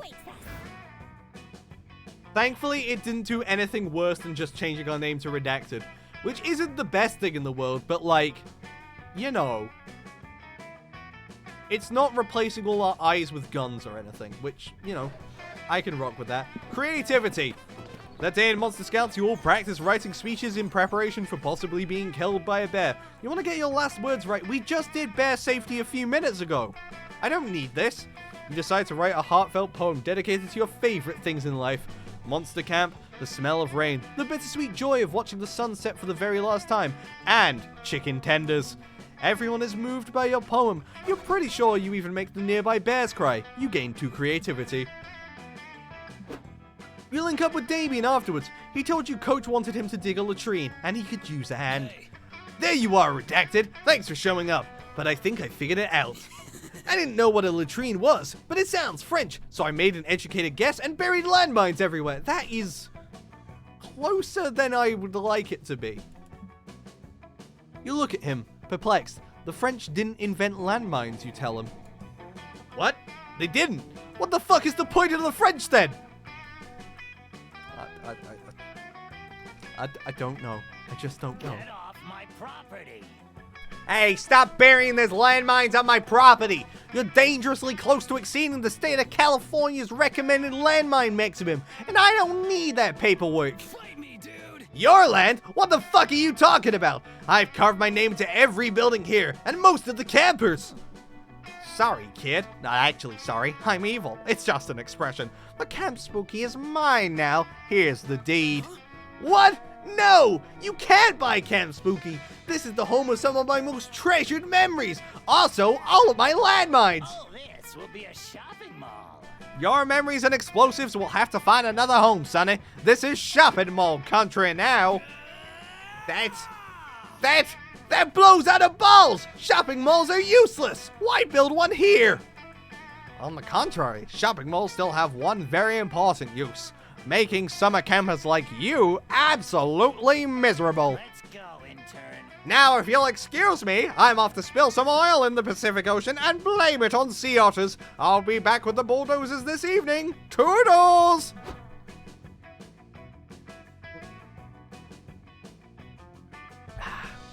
H2O. Fuck this! We can't let that colossal wiener bulldoze our beloved camp. I was planning to bulldoze our beloved camp. There's only one way to fix this that I will accept. Crimes! Come on, Redacted. Help me think of an act for vandalism so heinous, it'll scare that dweeberade for good. Bring in the one thing guaranteed to destroy the value of any property, shitty neighbors. Sow salt in the soil so no shopping malls will ever grow here again. I hate neighbors. You're damn right. Shitty neighbors can turn the best property into a carnival of shit. Like my fucking neighbor Randall. He smells like burning hair and fishing hat that I covet. God, he makes me fucking sick. But where will we find some appropriately shitty neighbors? It's not like Randall's moving anytime soon, damn him. What we need are some skilled bad neighbor impersonators. Caper experts, you know? Or, what's another way to say that? Oh yeah, we need some... Oh, the Prank Masters are back! Let's go! I didn't realize they did Prank Masters in this game. Let's fucking go!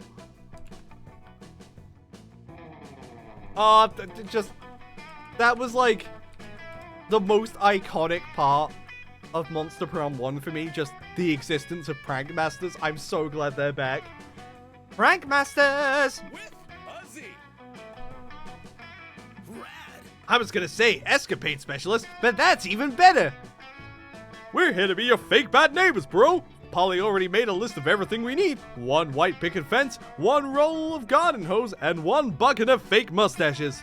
Why so many fake mustaches? There's only 2 of you, and you don't really need a disguise. I did my research, Damien. If you took all the shitty neighbors into the world and put them in a pile, do you know how many mustaches you'd have in that pile? 1.6 billion. Alright, you're the professionals. I'll get you some mustaches. I have a bunch of severed heads I've been meaning to shave anyway. 1 gruesome disguise montage later. Alright, I'm back. Hope you wore your getting evicted pants because who are you guys? Hey, we're your new neighbors, bro. A polyamorous throuple of horny mustachioed men. My booty is filled with skills. Yeah, we love having threesomes, growing body hair, and vandalizing shopping malls in bizarre and disturbing ways. Welcome to the neighborhood. This is not a prank, and I am normal. What? They said nobody lived near this camp. Ah, I forgot the voice. Fuck.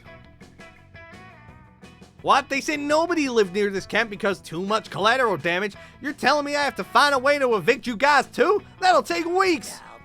You win this time, horny mustachioed throuple, but you haven't heard the last of Mr. Popper's evil CEO! I will return! Like masters of survival.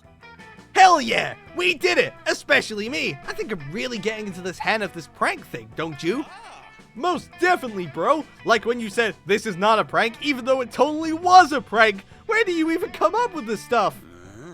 I guess I was just inspired by the mischief in Redacted's heart. Thanks for backing me up, hot stuff. Damien's not the only thing you'd like to back up. The other thing is his ass! You gain 2 fun and 1 creativity.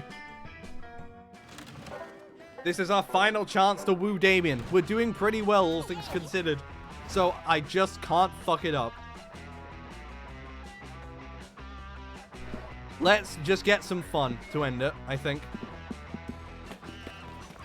You want to go swimming, but it seems like the god of the lake is in a bit of a mood today. It demands an offering before you can get into the water. The only thing you have to give is your favorite yo-yo, which you were playing with on the way here.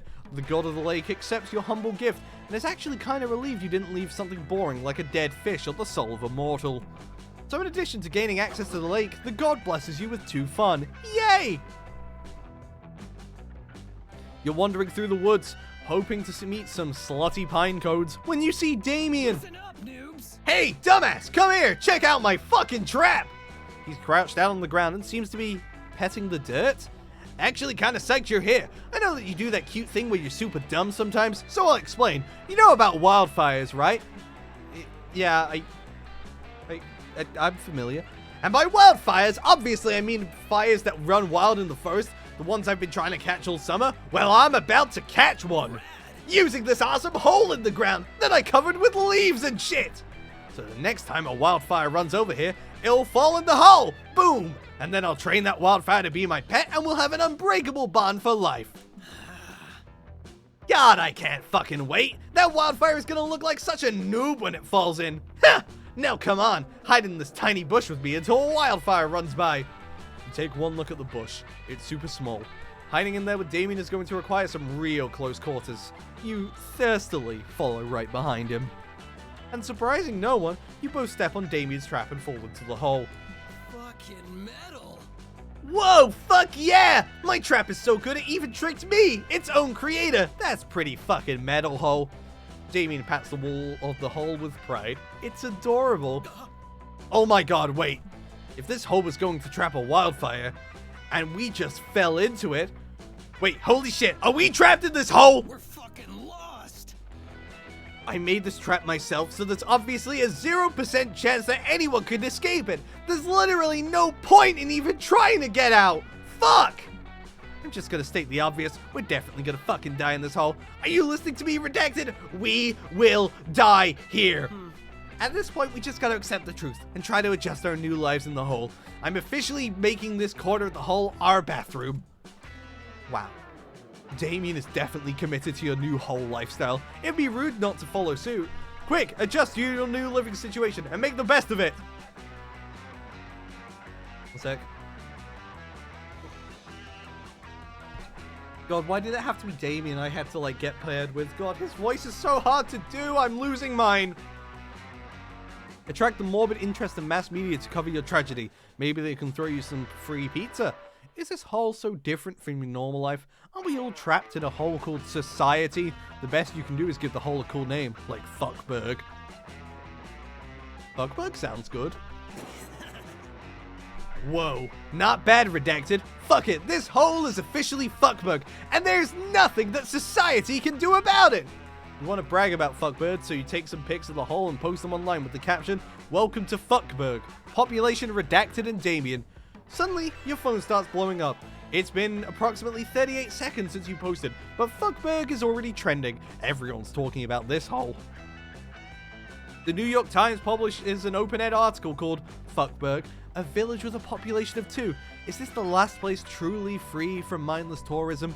Before long, other sites pick up the story, and you're seeing post after post. Fuckberg, the hot place you'll not have been yet.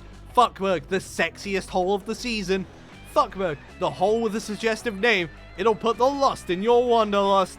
All this internet article bullshittery works. In minutes, the hole is surrounded by trendy youth. The youth start throwing themselves into Fuckberg. Who the fuck are all these people? And why don't I understand any of their pop culture references? Get out of here, noobs! The youths won't listen to you or Damien. They just start taking Fuckberg selfies and commenting on how in Fuckberg is. OMG, if you thought food was inexpensive in the southwest regions of Cambodia, just wait till you see how it is to get some groundworms and a bowl of dirt in Fuckberg.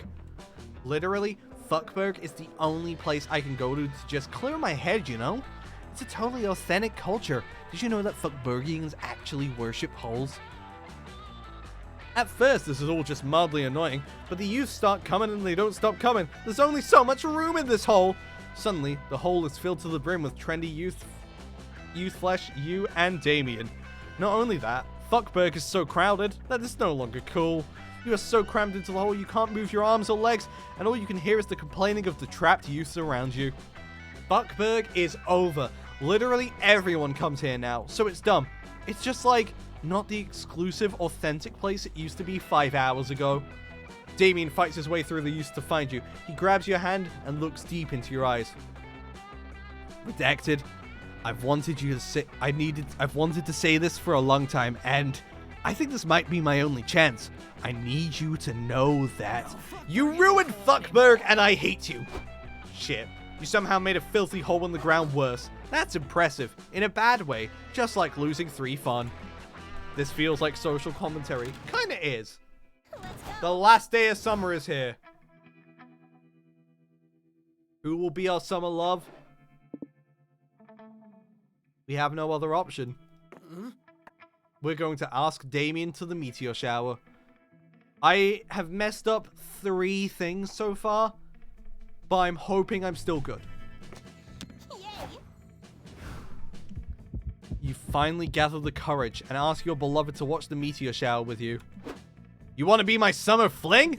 Oof. Here's the problem. I just ordered from this pizza place, okay? And they have a promo in which you get free pizza as long as you don't date Redacted. That is a very specific pizza promo, and it's hurting my feelings. You're not that bad, but pizza is still definitely the better option here. What does pizza have that I don't? So get lost. I have some free pizza to order. Get a sunburn.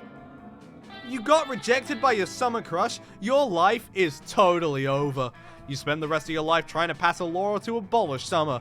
This isn't funny absurd. It is deeply disturbing. No one even tries to get close to you, the grumpy, deranged old person who wants to ban a season. Get over it. It's not my fault it's too hot.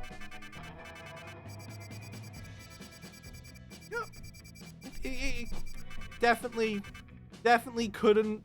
It could have gone worse. It could have gone worse. God, I really haven't played much of this game at all. Jesus Christ. Before we knew it, the weeks were gone. It felt like a hot minute, and it felt like an entire lifetime. That night, as we saw summer coming to an end, we all wondered what would come next for us. It felt like the end of something big.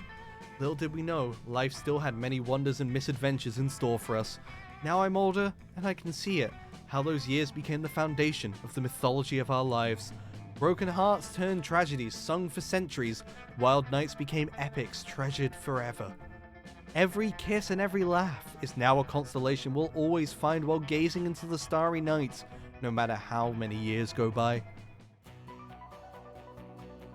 Even today, I can still close my eyes and I'm there.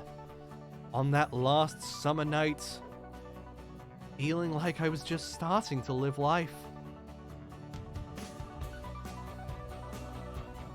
With all my friends around that campfire, so young and unafraid, and so ready to start.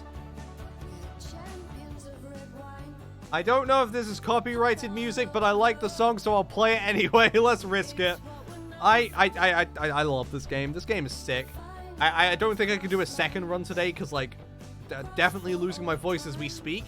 I'm just gonna switch game to, like, Mario Kart in a second or something. But, like, yeah. I thought we had him. I thought we had Damien there, but, like, unfortunately, no dice. Just have to try again next time. I'll definitely play more Monster Prom / Camp on stream. I want to find an excuse to do it, because, like, you know, these games are sick. I love them. Let's just let the music play out.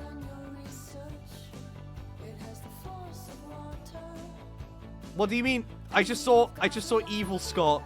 Evil Scott's in this game. What is an Evil Scott?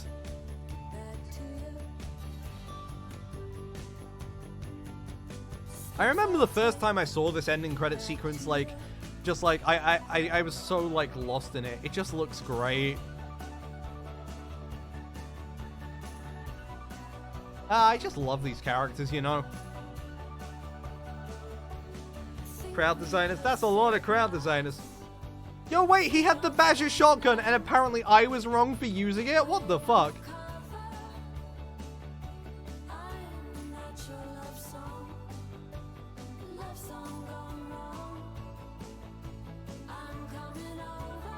Aravi sharpening a dagger feels wrong.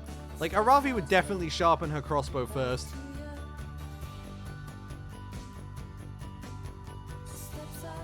Oh yeah, I forgot there's a serial killer in this game.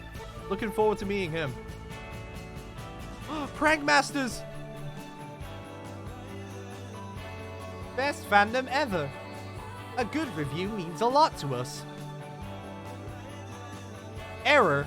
Error. I don't remember where I live.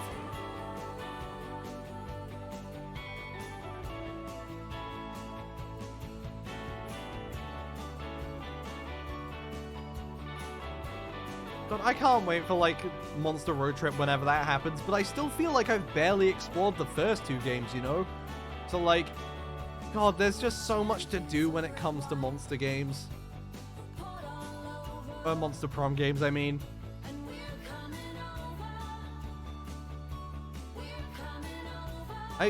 If I remember correctly, like, isn't Monster Reverse also still happening at some point?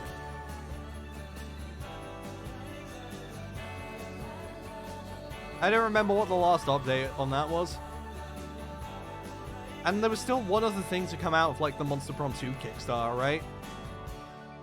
A game created by Beautiful Glitch.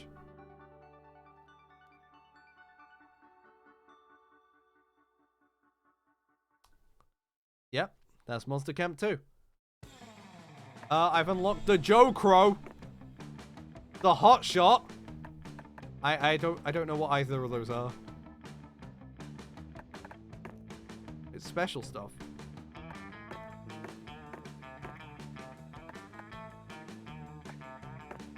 I got Navi at some point, and I must ask you a question. I see. Items. What are the new items I got? Oh no, they'd been drinks, right? Oh, I just can't see it. Oh well.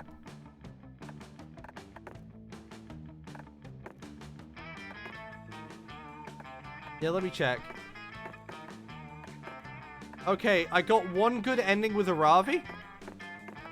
And I've been rejected by Damien and Dahlia. I thought I'd played this game more. Or maybe this isn't my first time, like, being rejected by Damien. I don't know. Oh, well, that was fun. I fucking love that game. I'm gonna... I will be back in a few minutes, and when I'm back, we'll just do some Mario Kart for like an hour or so. See you guys then.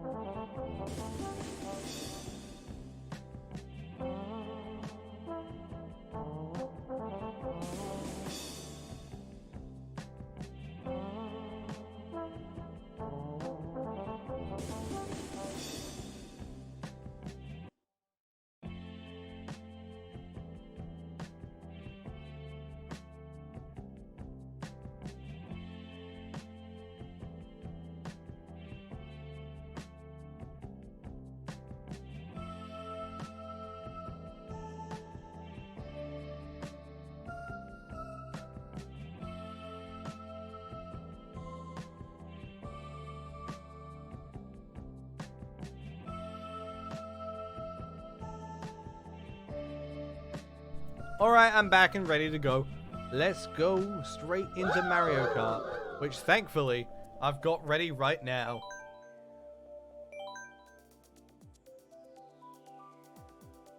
Yeah, like, that was a fun session. Who do I want to play today? I haven't played a Koopaling for a hot minute.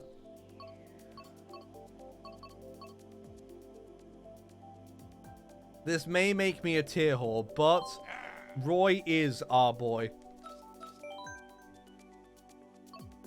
Ninja Hideaway right off the bat. To be fair, that's a strong line of courses anyway. I wouldn't mind any of them. Ryan, why do you look like E.T.? What? Why? You terrify me, good sir.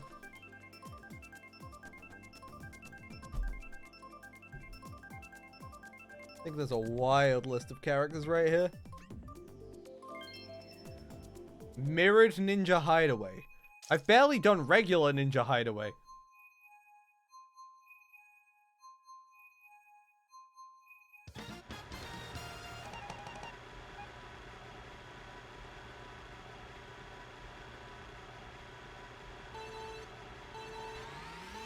Is that a silver pink gold peach? That just isn't right.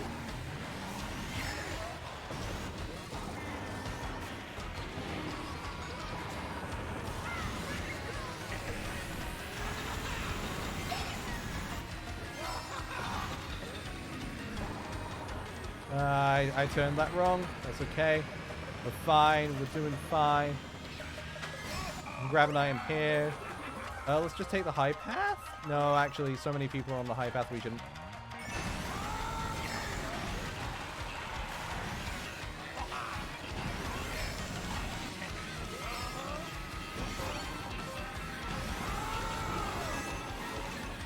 Shit, I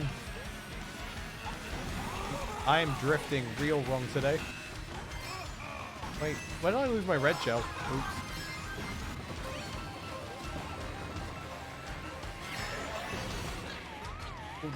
I fell off for like barely a second, okay.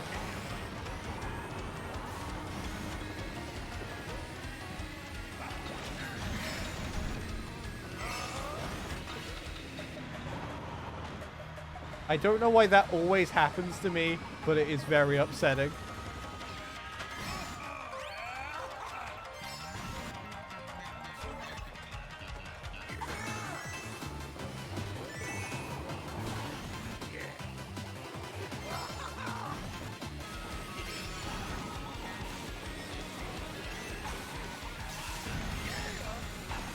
That was a sick drift. Now that I know that's something I can do, I'm gonna try it more often. I didn't see the piranha. Fuck. That's still there, so I should hold back for just a second, just a smidge, just a wee bit of time.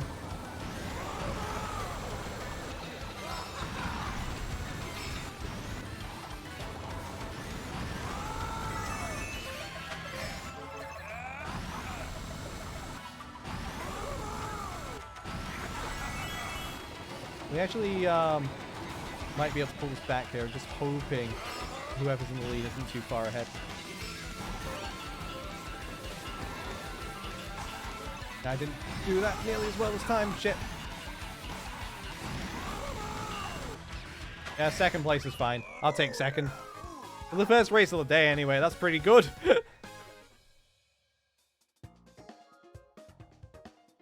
Roy's our boy. Roy's our boy. Roy's our boy. Let's go.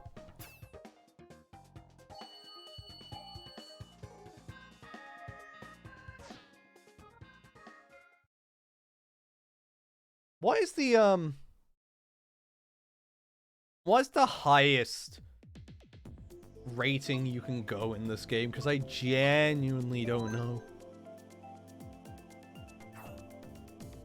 Like, I don't think there's been a cap on it. Mario Kart 8 highest rating.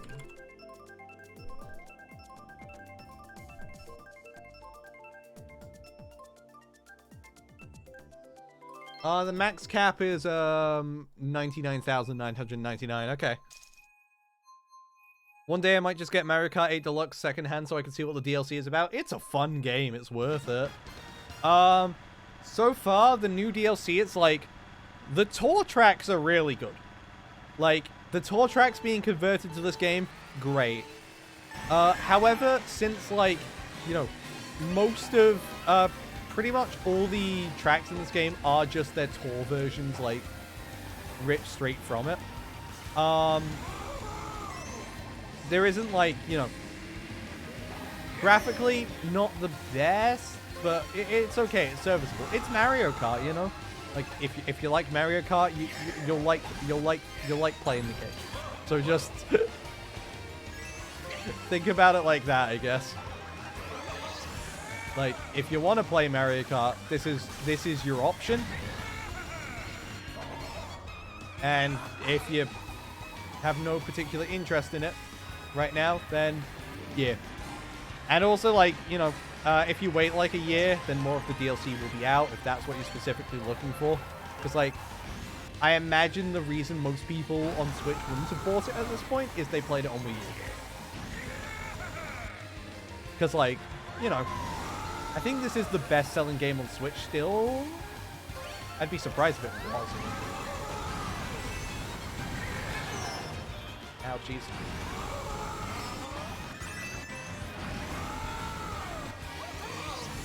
Oh, you took the items? That's a shame. Oh, I just sped right into the green shell. That's annoying, but it's okay. We can do it.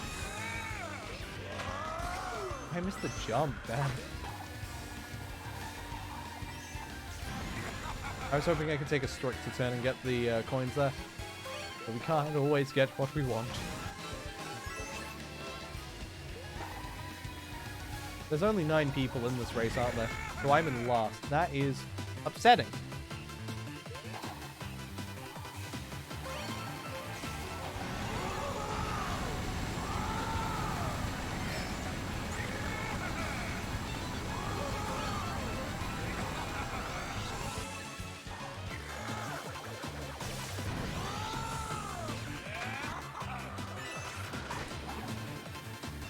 No! Oh, I turned that too straight.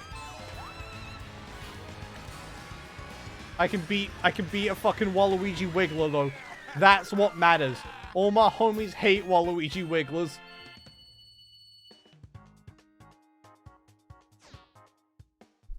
I don't support this meta. It's so cursed.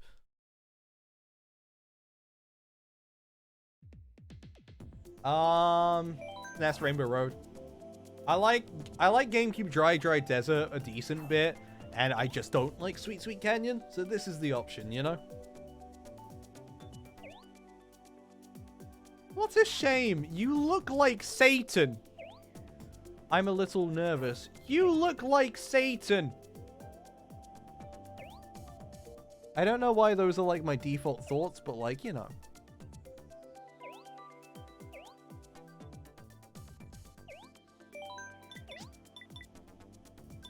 I was going to say I'm using tilt controls, but it's not as funny when they, you know, they just say shit like that.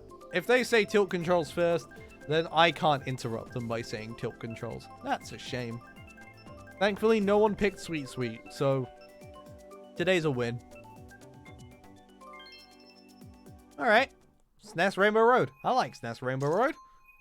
I mean, I like all 3 Rainbow Roads in this game. I think it's 3, right? Yeah. Yeah? Yeah. Maybe?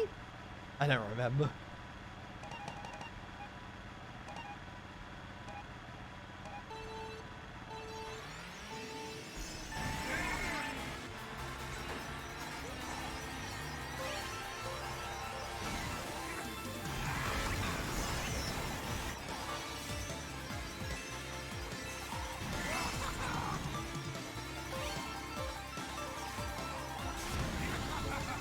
I just sped off, that's fine.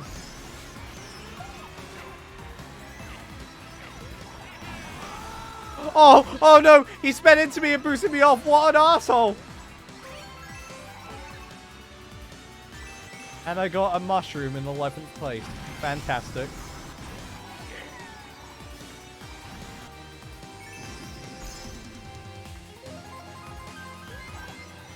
I'm having a rough go of it.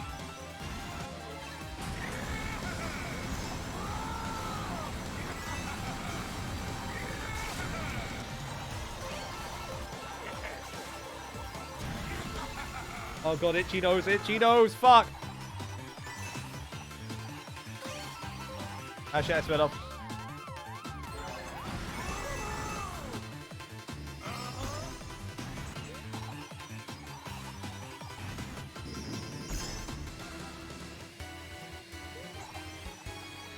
Come on, Roy Cooper. You can do this.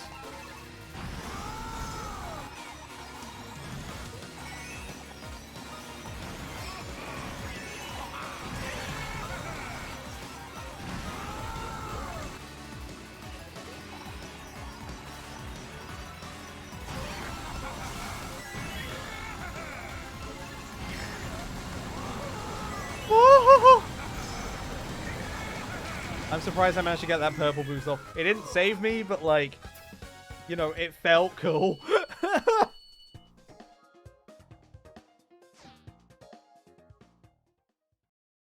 God, Roy is a bit too much to handle. I think I've got to switch my character here. I'm sorry to all my Roy fans in the chat. Let's go. I'll just switch to Rosa. Rosa's a bit more manageable.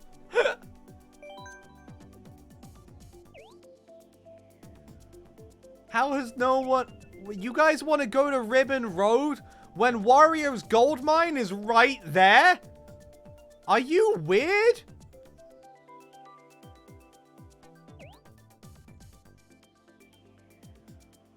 Let's go. You picked random. Bye. But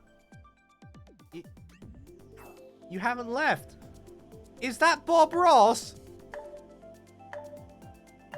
Very small Bob Ross.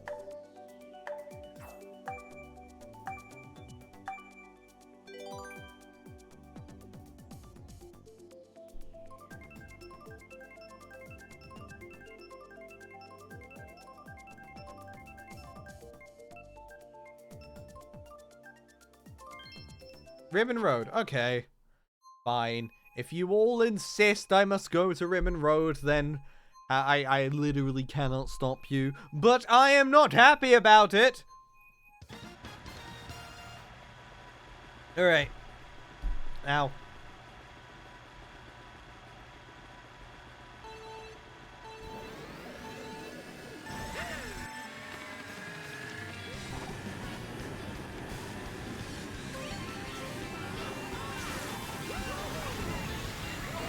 I sped off. Damn it. I said take my red shell. Never mind.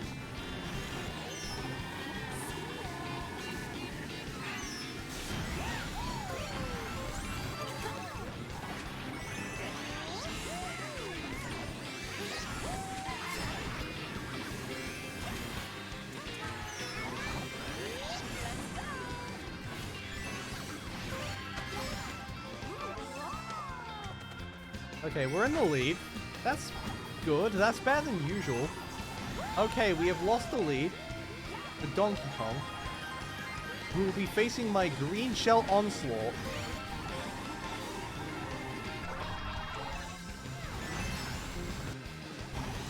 Shit.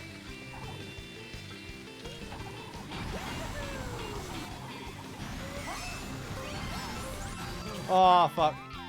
Yeah, I just span out. Yeah, that's fine.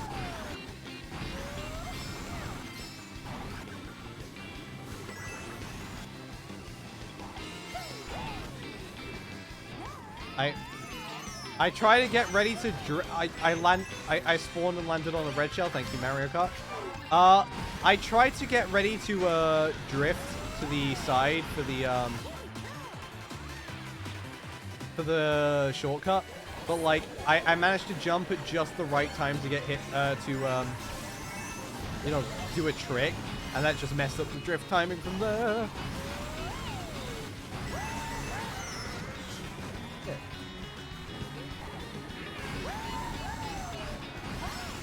I missed everything, and I fell off immediately. My road control is lacking today, I must say. But it's okay. We'll do fine. We'll make it.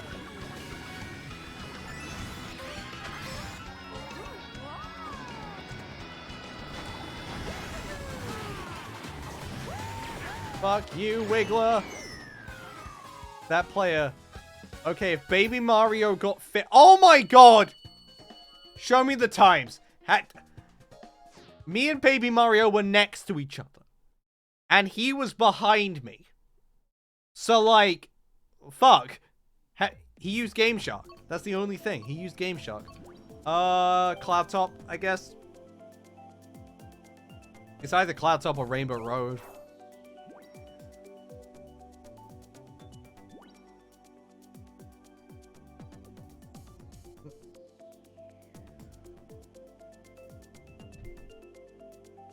It's okay, guys. I believe in you. Don't pick the mediocre level of Toad's Turnpike. Pick something greater. Something better. Something for everyone.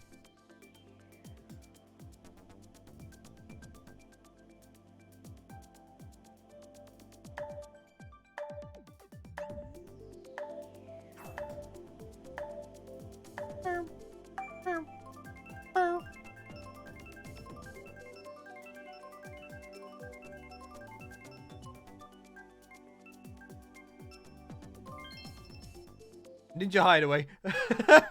That's a win. I'll take it.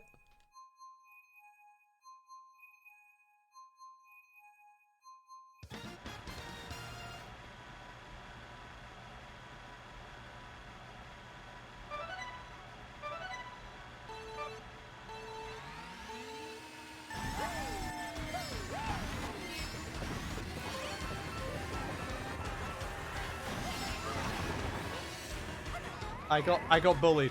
I got shoved off.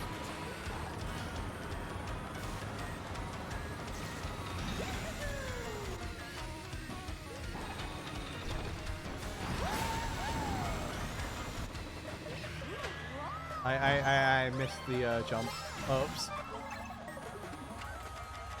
Oh, I missed the high ground too.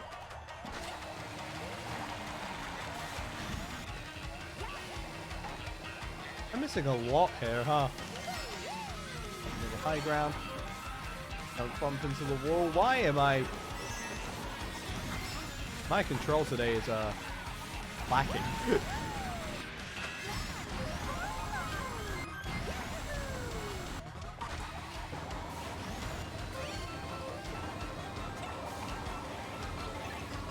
I press the button so I can end the, boost quicker, damn it.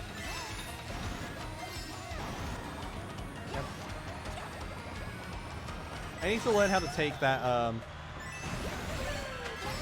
turn better. 6th place bullet bill? Why didn't I get to the high ground? At least I got 3 coins.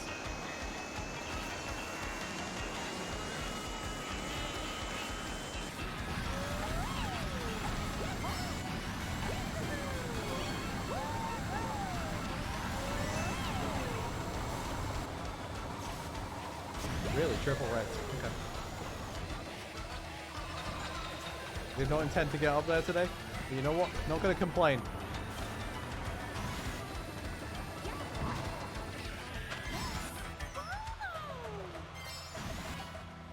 I feel so sorry for that person. Not sorry enough to have not done it, but like, you know, I do kind of feel bad about it.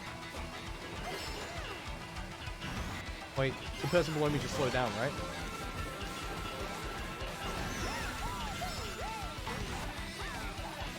They had a banana. That was a terrible idea. I should have thrown the bomb forward. I mean, like, fucking... I don't know how I would have had to, like, line up that shot, but, like, the moment I saw the banana, I was just like, damn it. Try my best. You know, 2nd place still ain't bad, though. I'll take 2nd place any day of the week. Specifically the 2nd day of the week, which is today. Minus a few. Or plus a few, depending on how you look at it. I am very sleep deprived.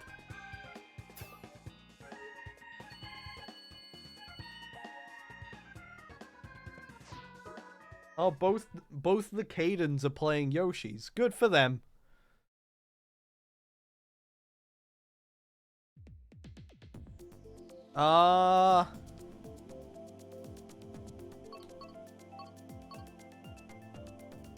This feels like an open and shut kind of thing, but I like all of these courses, and I haven't been to TikTok for a while, so yeah, let's go TikTok.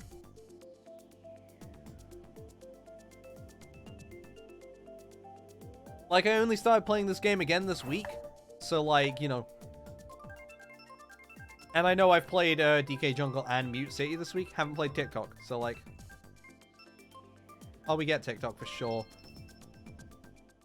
I don't want to talk about it. I thought we were getting TikTok. And there's nothing wrong for thinking wrong thoughts. The fault lies entirely with the beholder.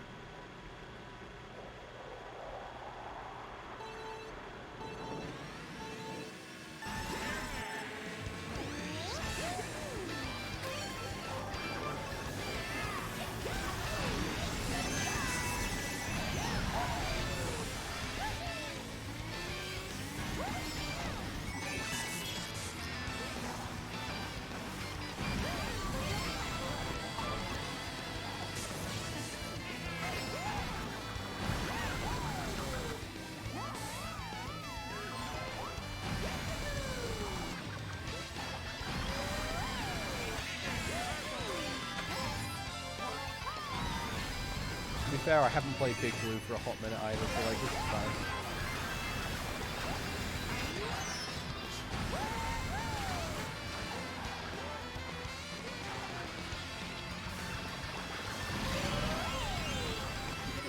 I could have definitely tried like Big Blue Skip, but like, I don't remember how to do it. I don't want to risk it now.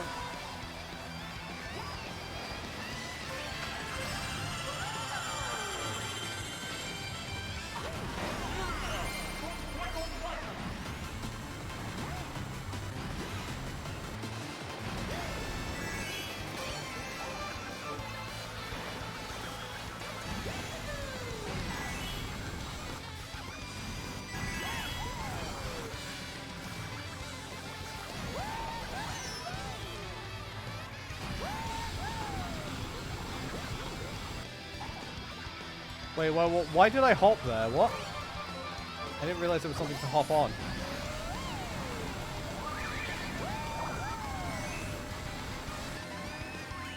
Damn. Big Blue, I definitely haven't played much recently, so that's my John. We lost to Waluigi Wiggler, damn it! I was warned about it. We were all warned about it. Like, when the DLC was announced, or at least like getting ready to come out, Twitter told us. Twitter warned us. They said, be wary of the Japanese players bringing their meta over of Waluigi on the Wiggler with the tiny wheels. I thought they were joking. That just sounds really funny. But apparently, it's real and it's dangerous.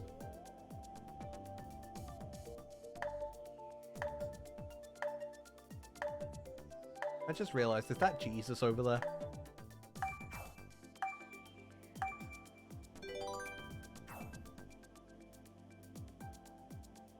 Well, at least Tiny Bob Ross and I agree.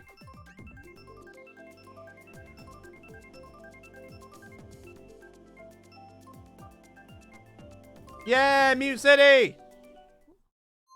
Pickles are great.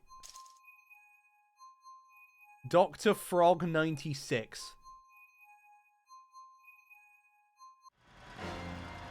Good for him.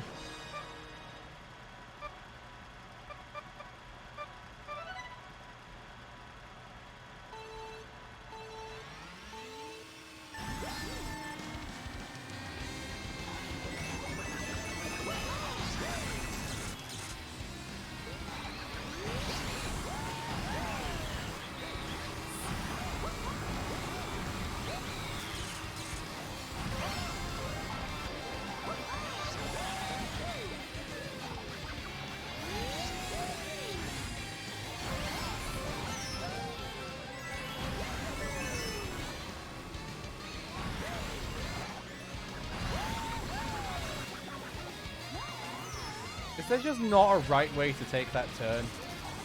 It doesn't feel like there is.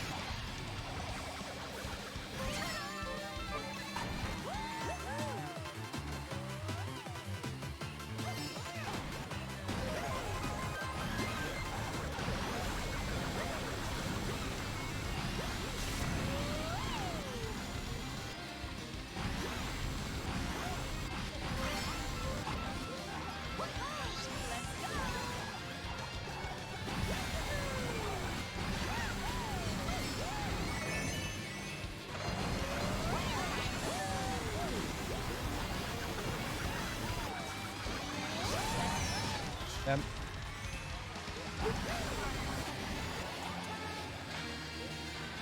I tried something really stupid there. Oh well.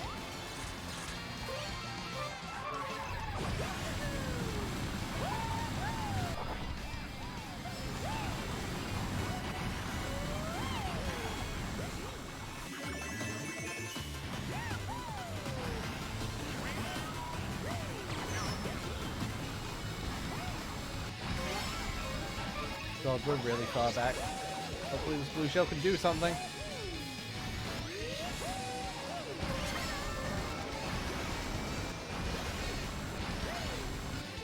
I have to play.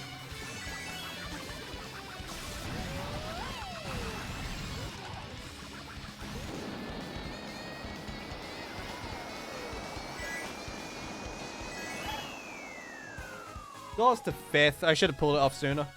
I think it would have been faster to just go the regular way with it, but you never know with these kinds of things.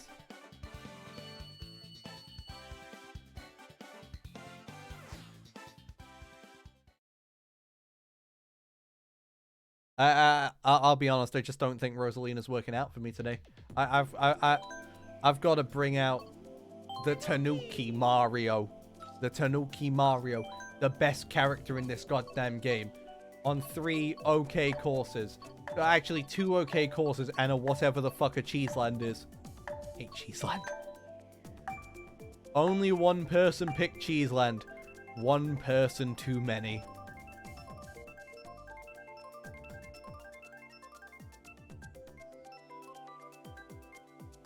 Ah! No one wants to go here. Damn you, Econ.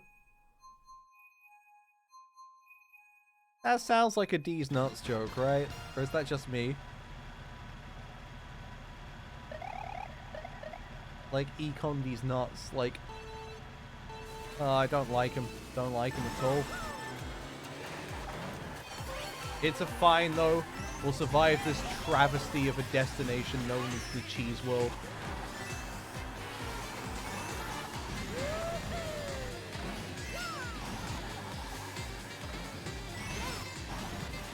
I should have just committed to the thing. Damn.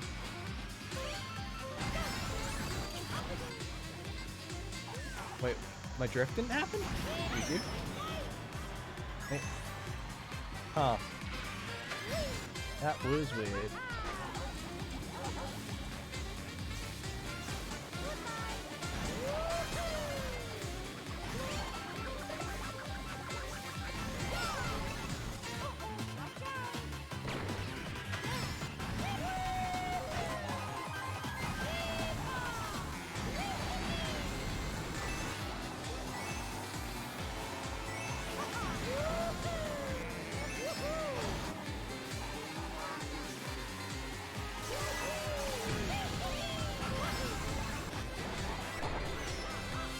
I don't know what hit me, but it's fine.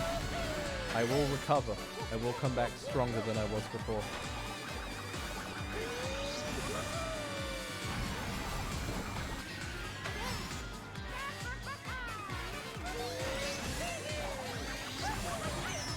What?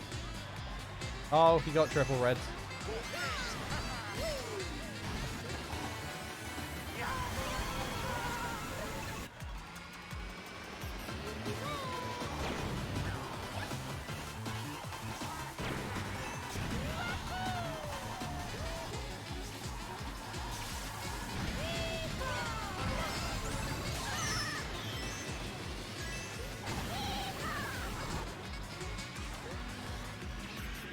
And oh god. I need my final item to be a banger right now. Can I go for doubles? I could have done.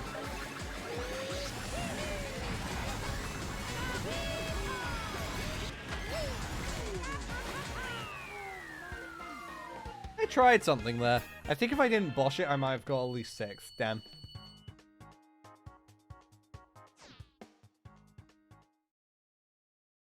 It's okay, though. It's okay. It's just called tactical humbling. I didn't want to get too ahead of myself, so I just... You know, I've let myself be... I've let myself be humbled. I've let myself be, you know, calmed down a bit, just so I don't get too full of myself.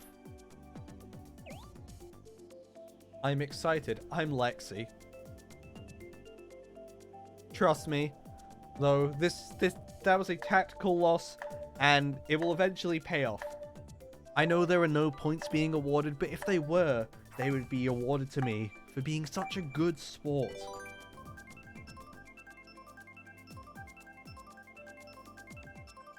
And nothing else.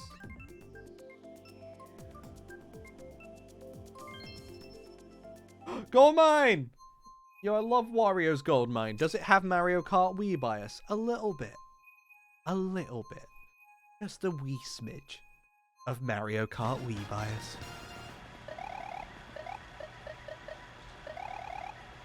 Alright, here we go.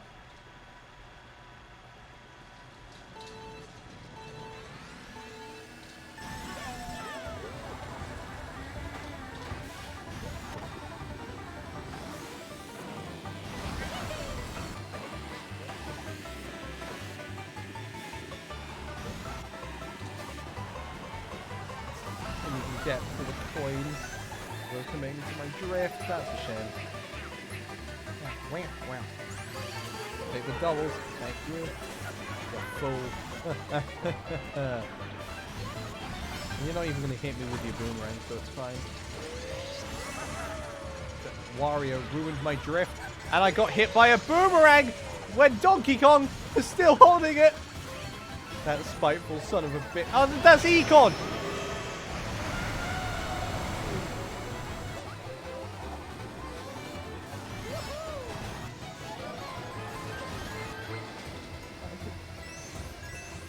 Bullet bill guy got ahead of me right as I wanted to throw that. That's so annoying. Yeah, I didn't really have much of a choice there. I get 3 coins out of it. At least I lose 3 coins out of this. And now I'm in 12th. Holy shit, Pink Gold Peach is kind of far ahead.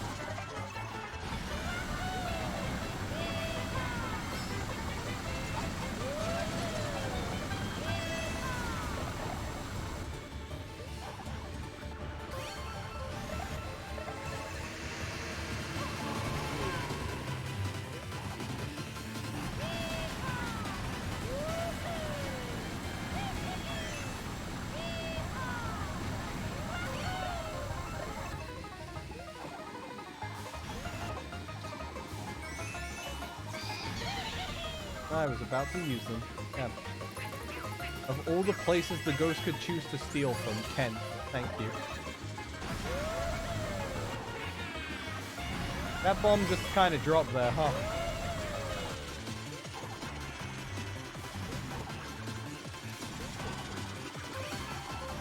I wasn't double, give me something good. Can I do something with this? Probably not. Yep. Damn. It's a shame. Oh fuck, it's this course. What do you mean, oh fuck, it's this course? This course is sick. I love this course.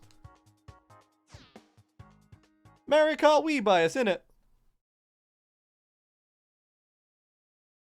It's okay though. Next time we'll get him. On Wild Woods. Let's go.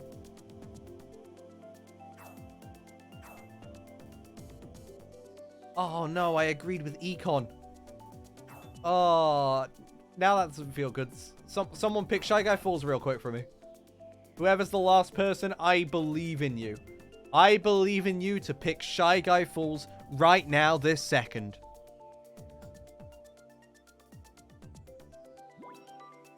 Okay, you just flew off into the sky. That also works.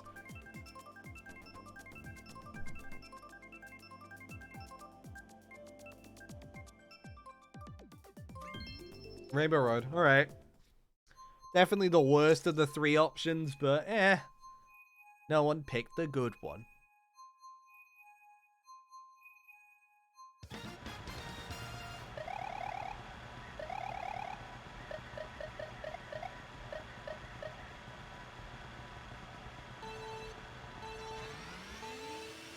Here we go.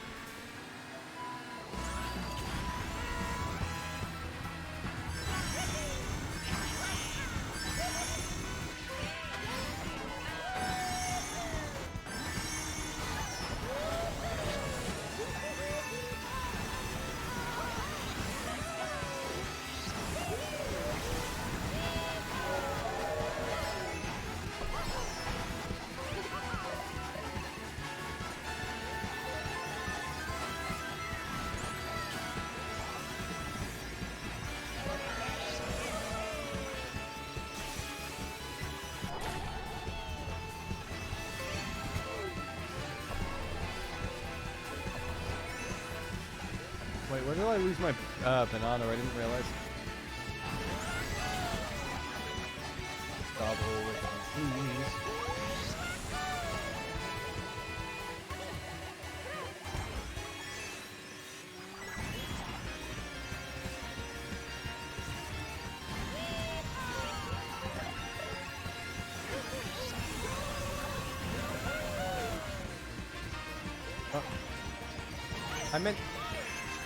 I meant to hit the other guy. What? Why did it home onto Donkey Kong? That's silly.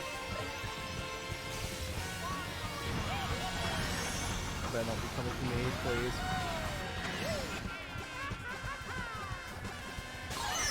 Oh no. Okay, I still got 5th.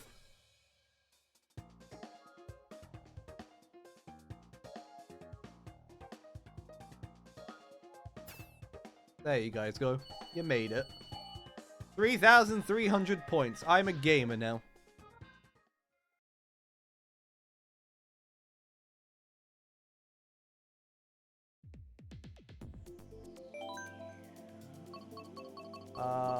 Maybe it's time to bring out the big guns.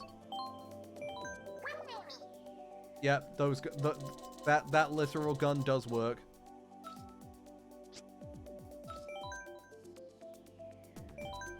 Actually, yeah.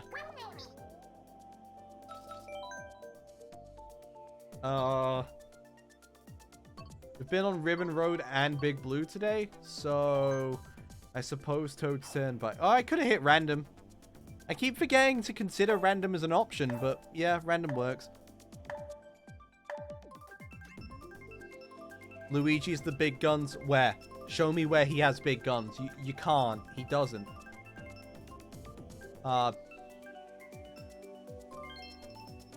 If I picked random, we could have got something cool. Wet meme? Disgusting.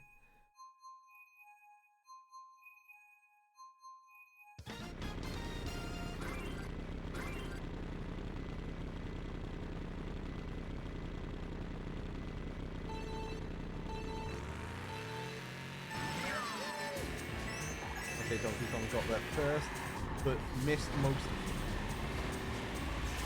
What a guy.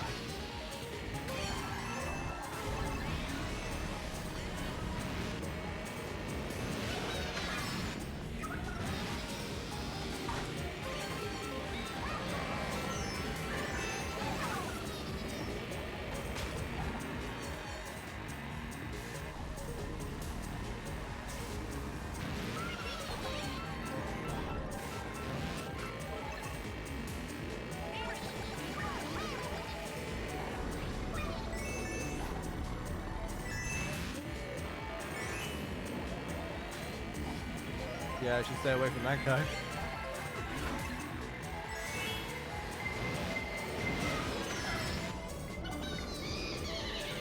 That red shell better not be coming for me if that's gone. Okay, it isn't.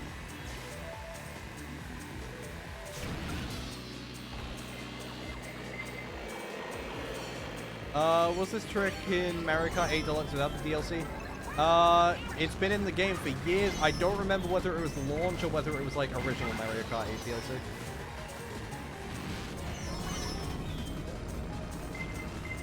I feel like this was in game at launch. I feel like I've been playing on this course for about 10 years. At least. I remember when I played the N64 version.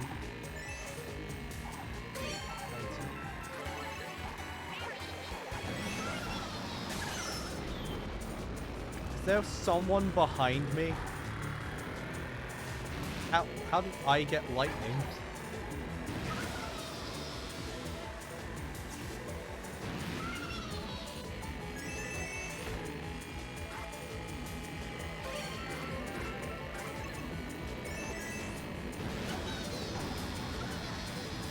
Can I be honest? I don't think this vehicle setup was the answer.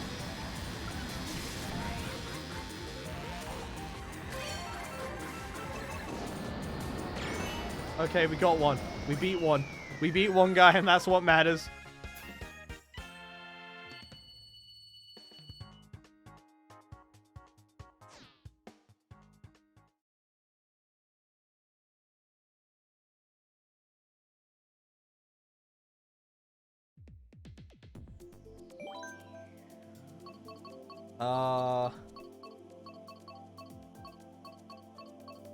Let's hit him with the gold Mario.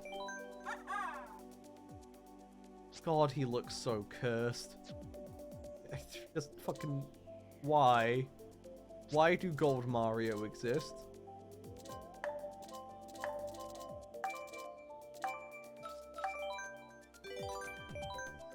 Super City, sure.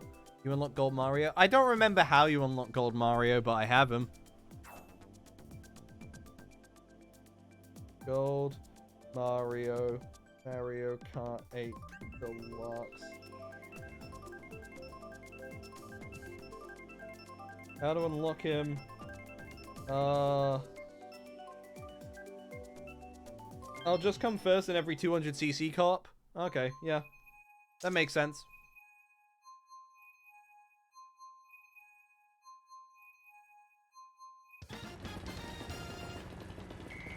I forgot you actually had to unlock this character.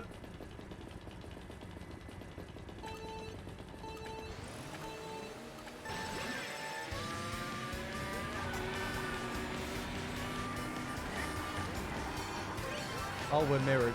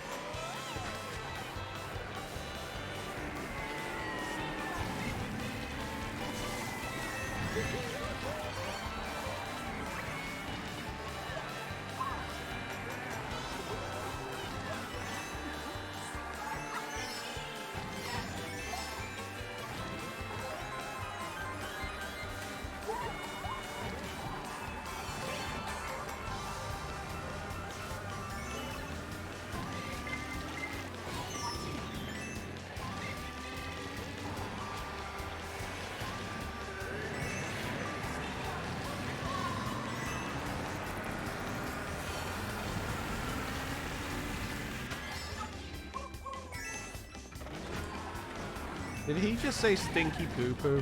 I hope he didn't. That's very immature, Mario. Ow.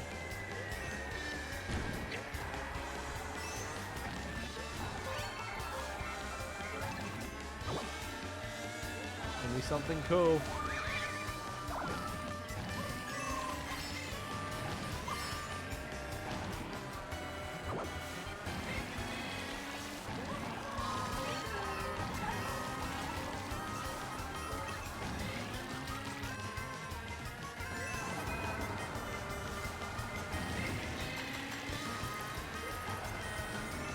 And get doubles.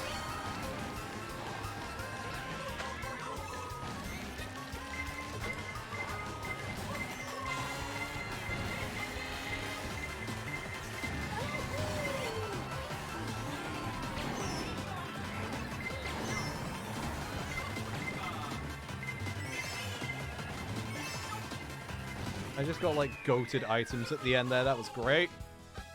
A victory for Gold Mario. I beat one Donkey Kong, so it's basically the same as an overall win, right?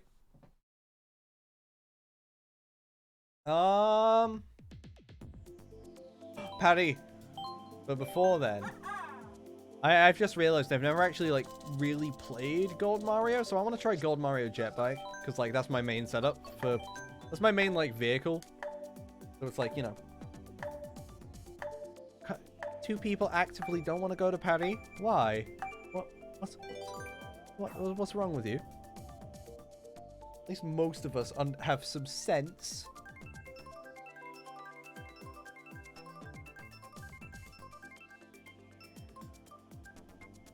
Yeah, we get Patty. Let's go.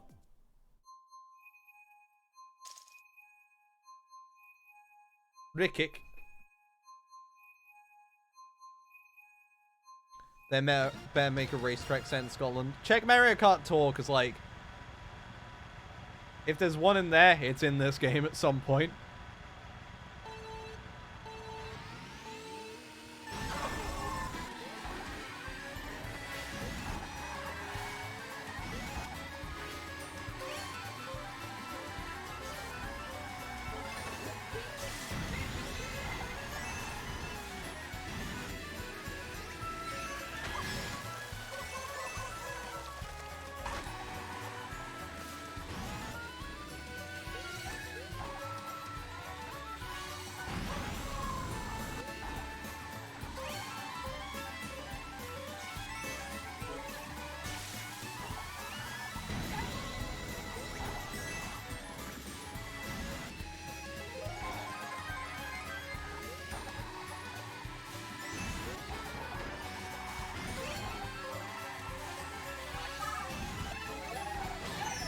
Yeah.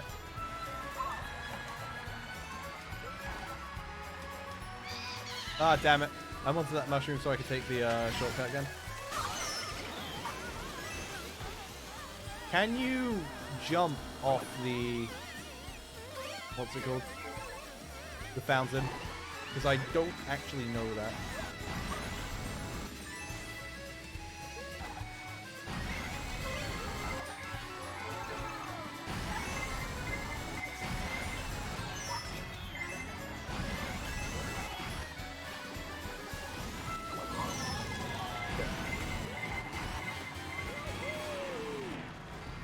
Yeah.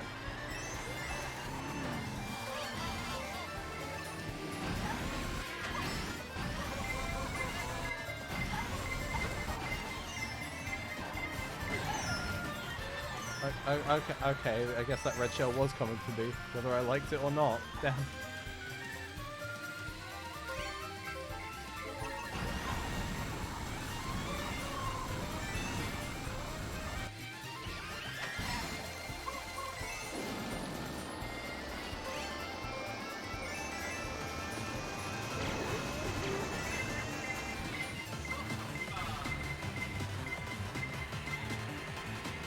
It could have been worse. Definitely could have been better, but you know, 5th isn't bad. How do you consistently get top 1 in this game? Because like that 12th Ursa person's doing it real well. They play this game too much. I'm making excuses. Dragon Driftway. I've been to the other two too much over the years, and Dragon Driftway, no one else picks Dragon Driftway, ignoring the guy below me. I think I'll only do like 1 or 2 more and then I'll call it quits, just because like I am starting to get like super tired.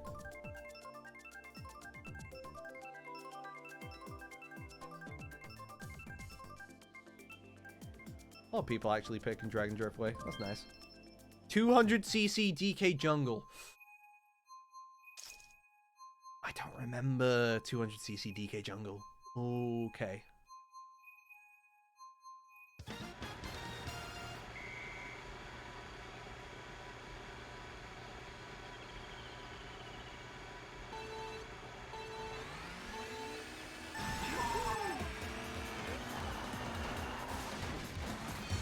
I've already fallen off the course. Nice.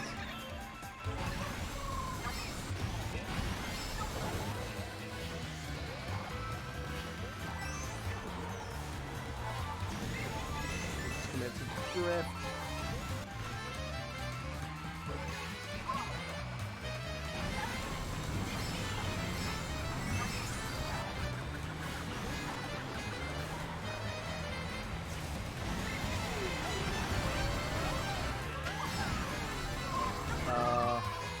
King shit.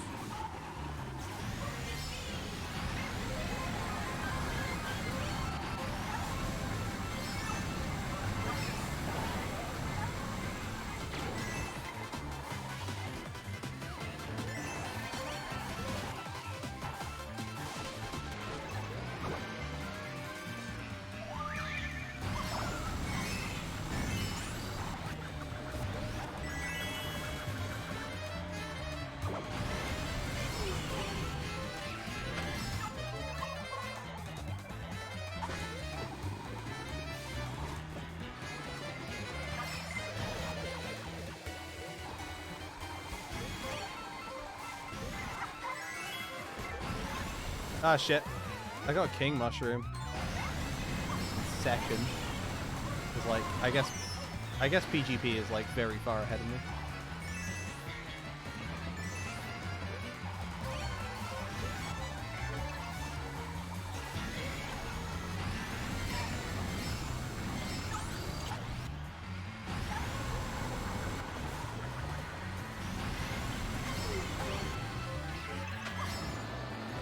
Take the boost, just take it. Ah, damn. I think it could have gone better, but like, I don't know how that pink gold peach is so good, you know? She's doing a lot right now, and it's like terrifying.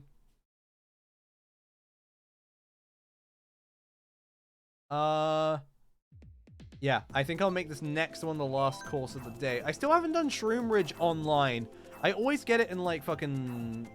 I mean, it's like anytime I've ever played Shroom Ridge, it's like been like... in my own time, like CPU. But like, I've never played it online. Is that two like Severus Snape kind of me's? That's what it looks like. We're either going to Shroom Ridge or Excite Bike Arena, and one of them is significantly worse than the other one, so I'm hoping we get Shroom Ridge.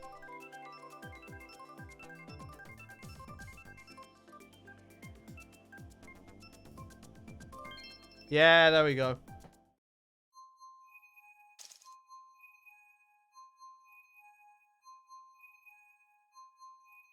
Oh, that's meant to be Itachi, okay.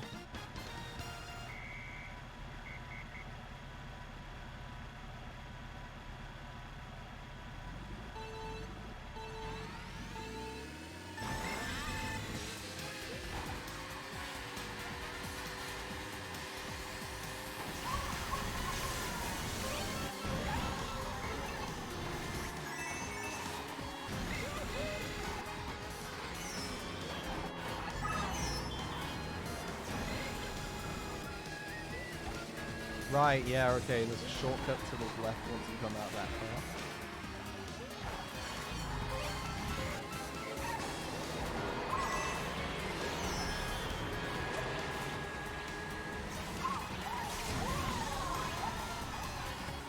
And then if you have a shroom, you can take that jump.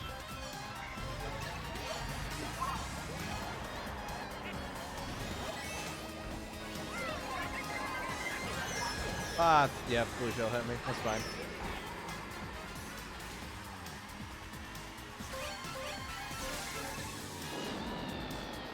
I'll take what I can get.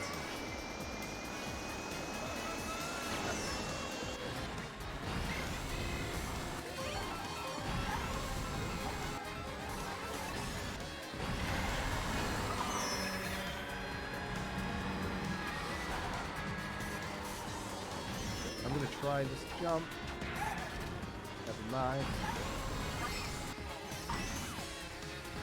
I mean, it helped, but like, damn, I could have took that turn way better.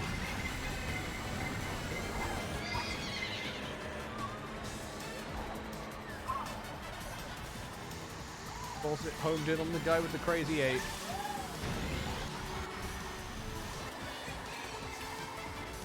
Yeah.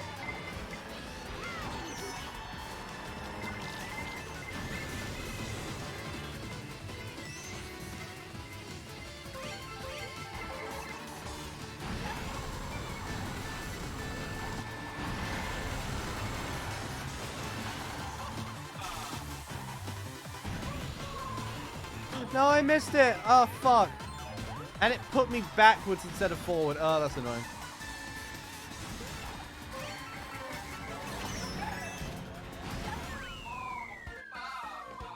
I can't end on that.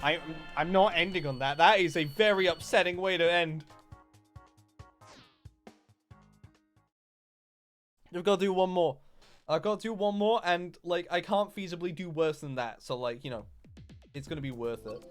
Choco Mountain. Alright.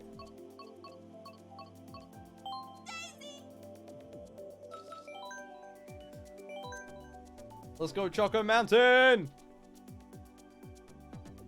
Unless you're a touchy, I guess!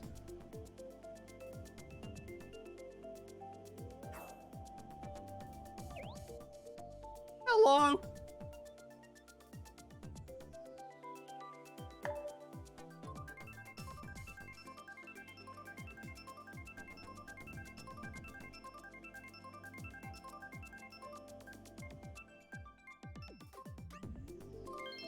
$150. All right.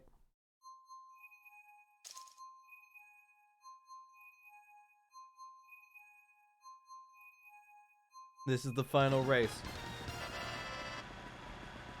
Here we go.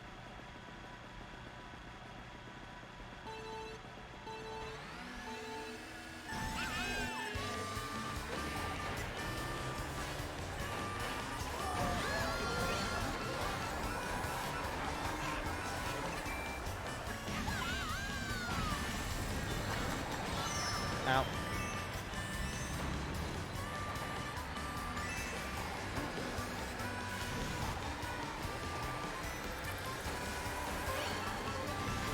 Thank you for pushing into that. Have a nice day.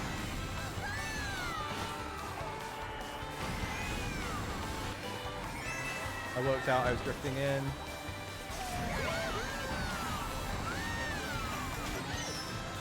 Ow.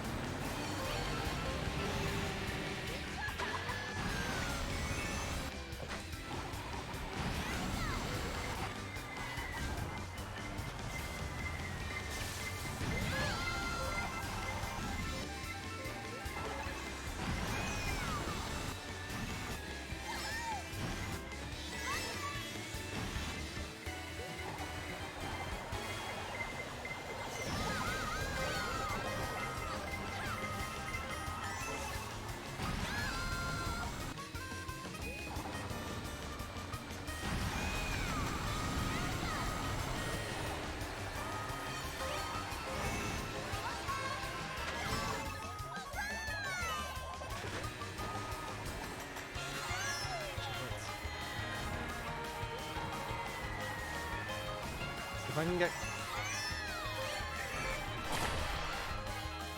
I was gonna say, if I can get close to the lead, I can just, like, throw the, I can just use the horn to get rid of the red shells, but then I just hooked up anyway. Ah, that was gonna be so good, and then I just decided to throw it. Damn it! I can't believe it. I have caused a disservice. I should really end. But what if the next courses are good? Give me a second. Let me look at them. Is there any course I really want? Moo Moo Supremacy!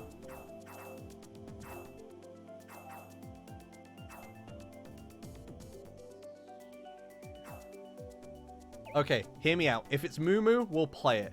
If we don't get Moo Moo, I'm just gonna end the stream, like right then and there.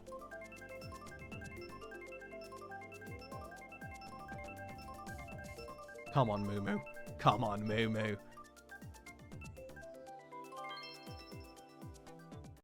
Oh, shit.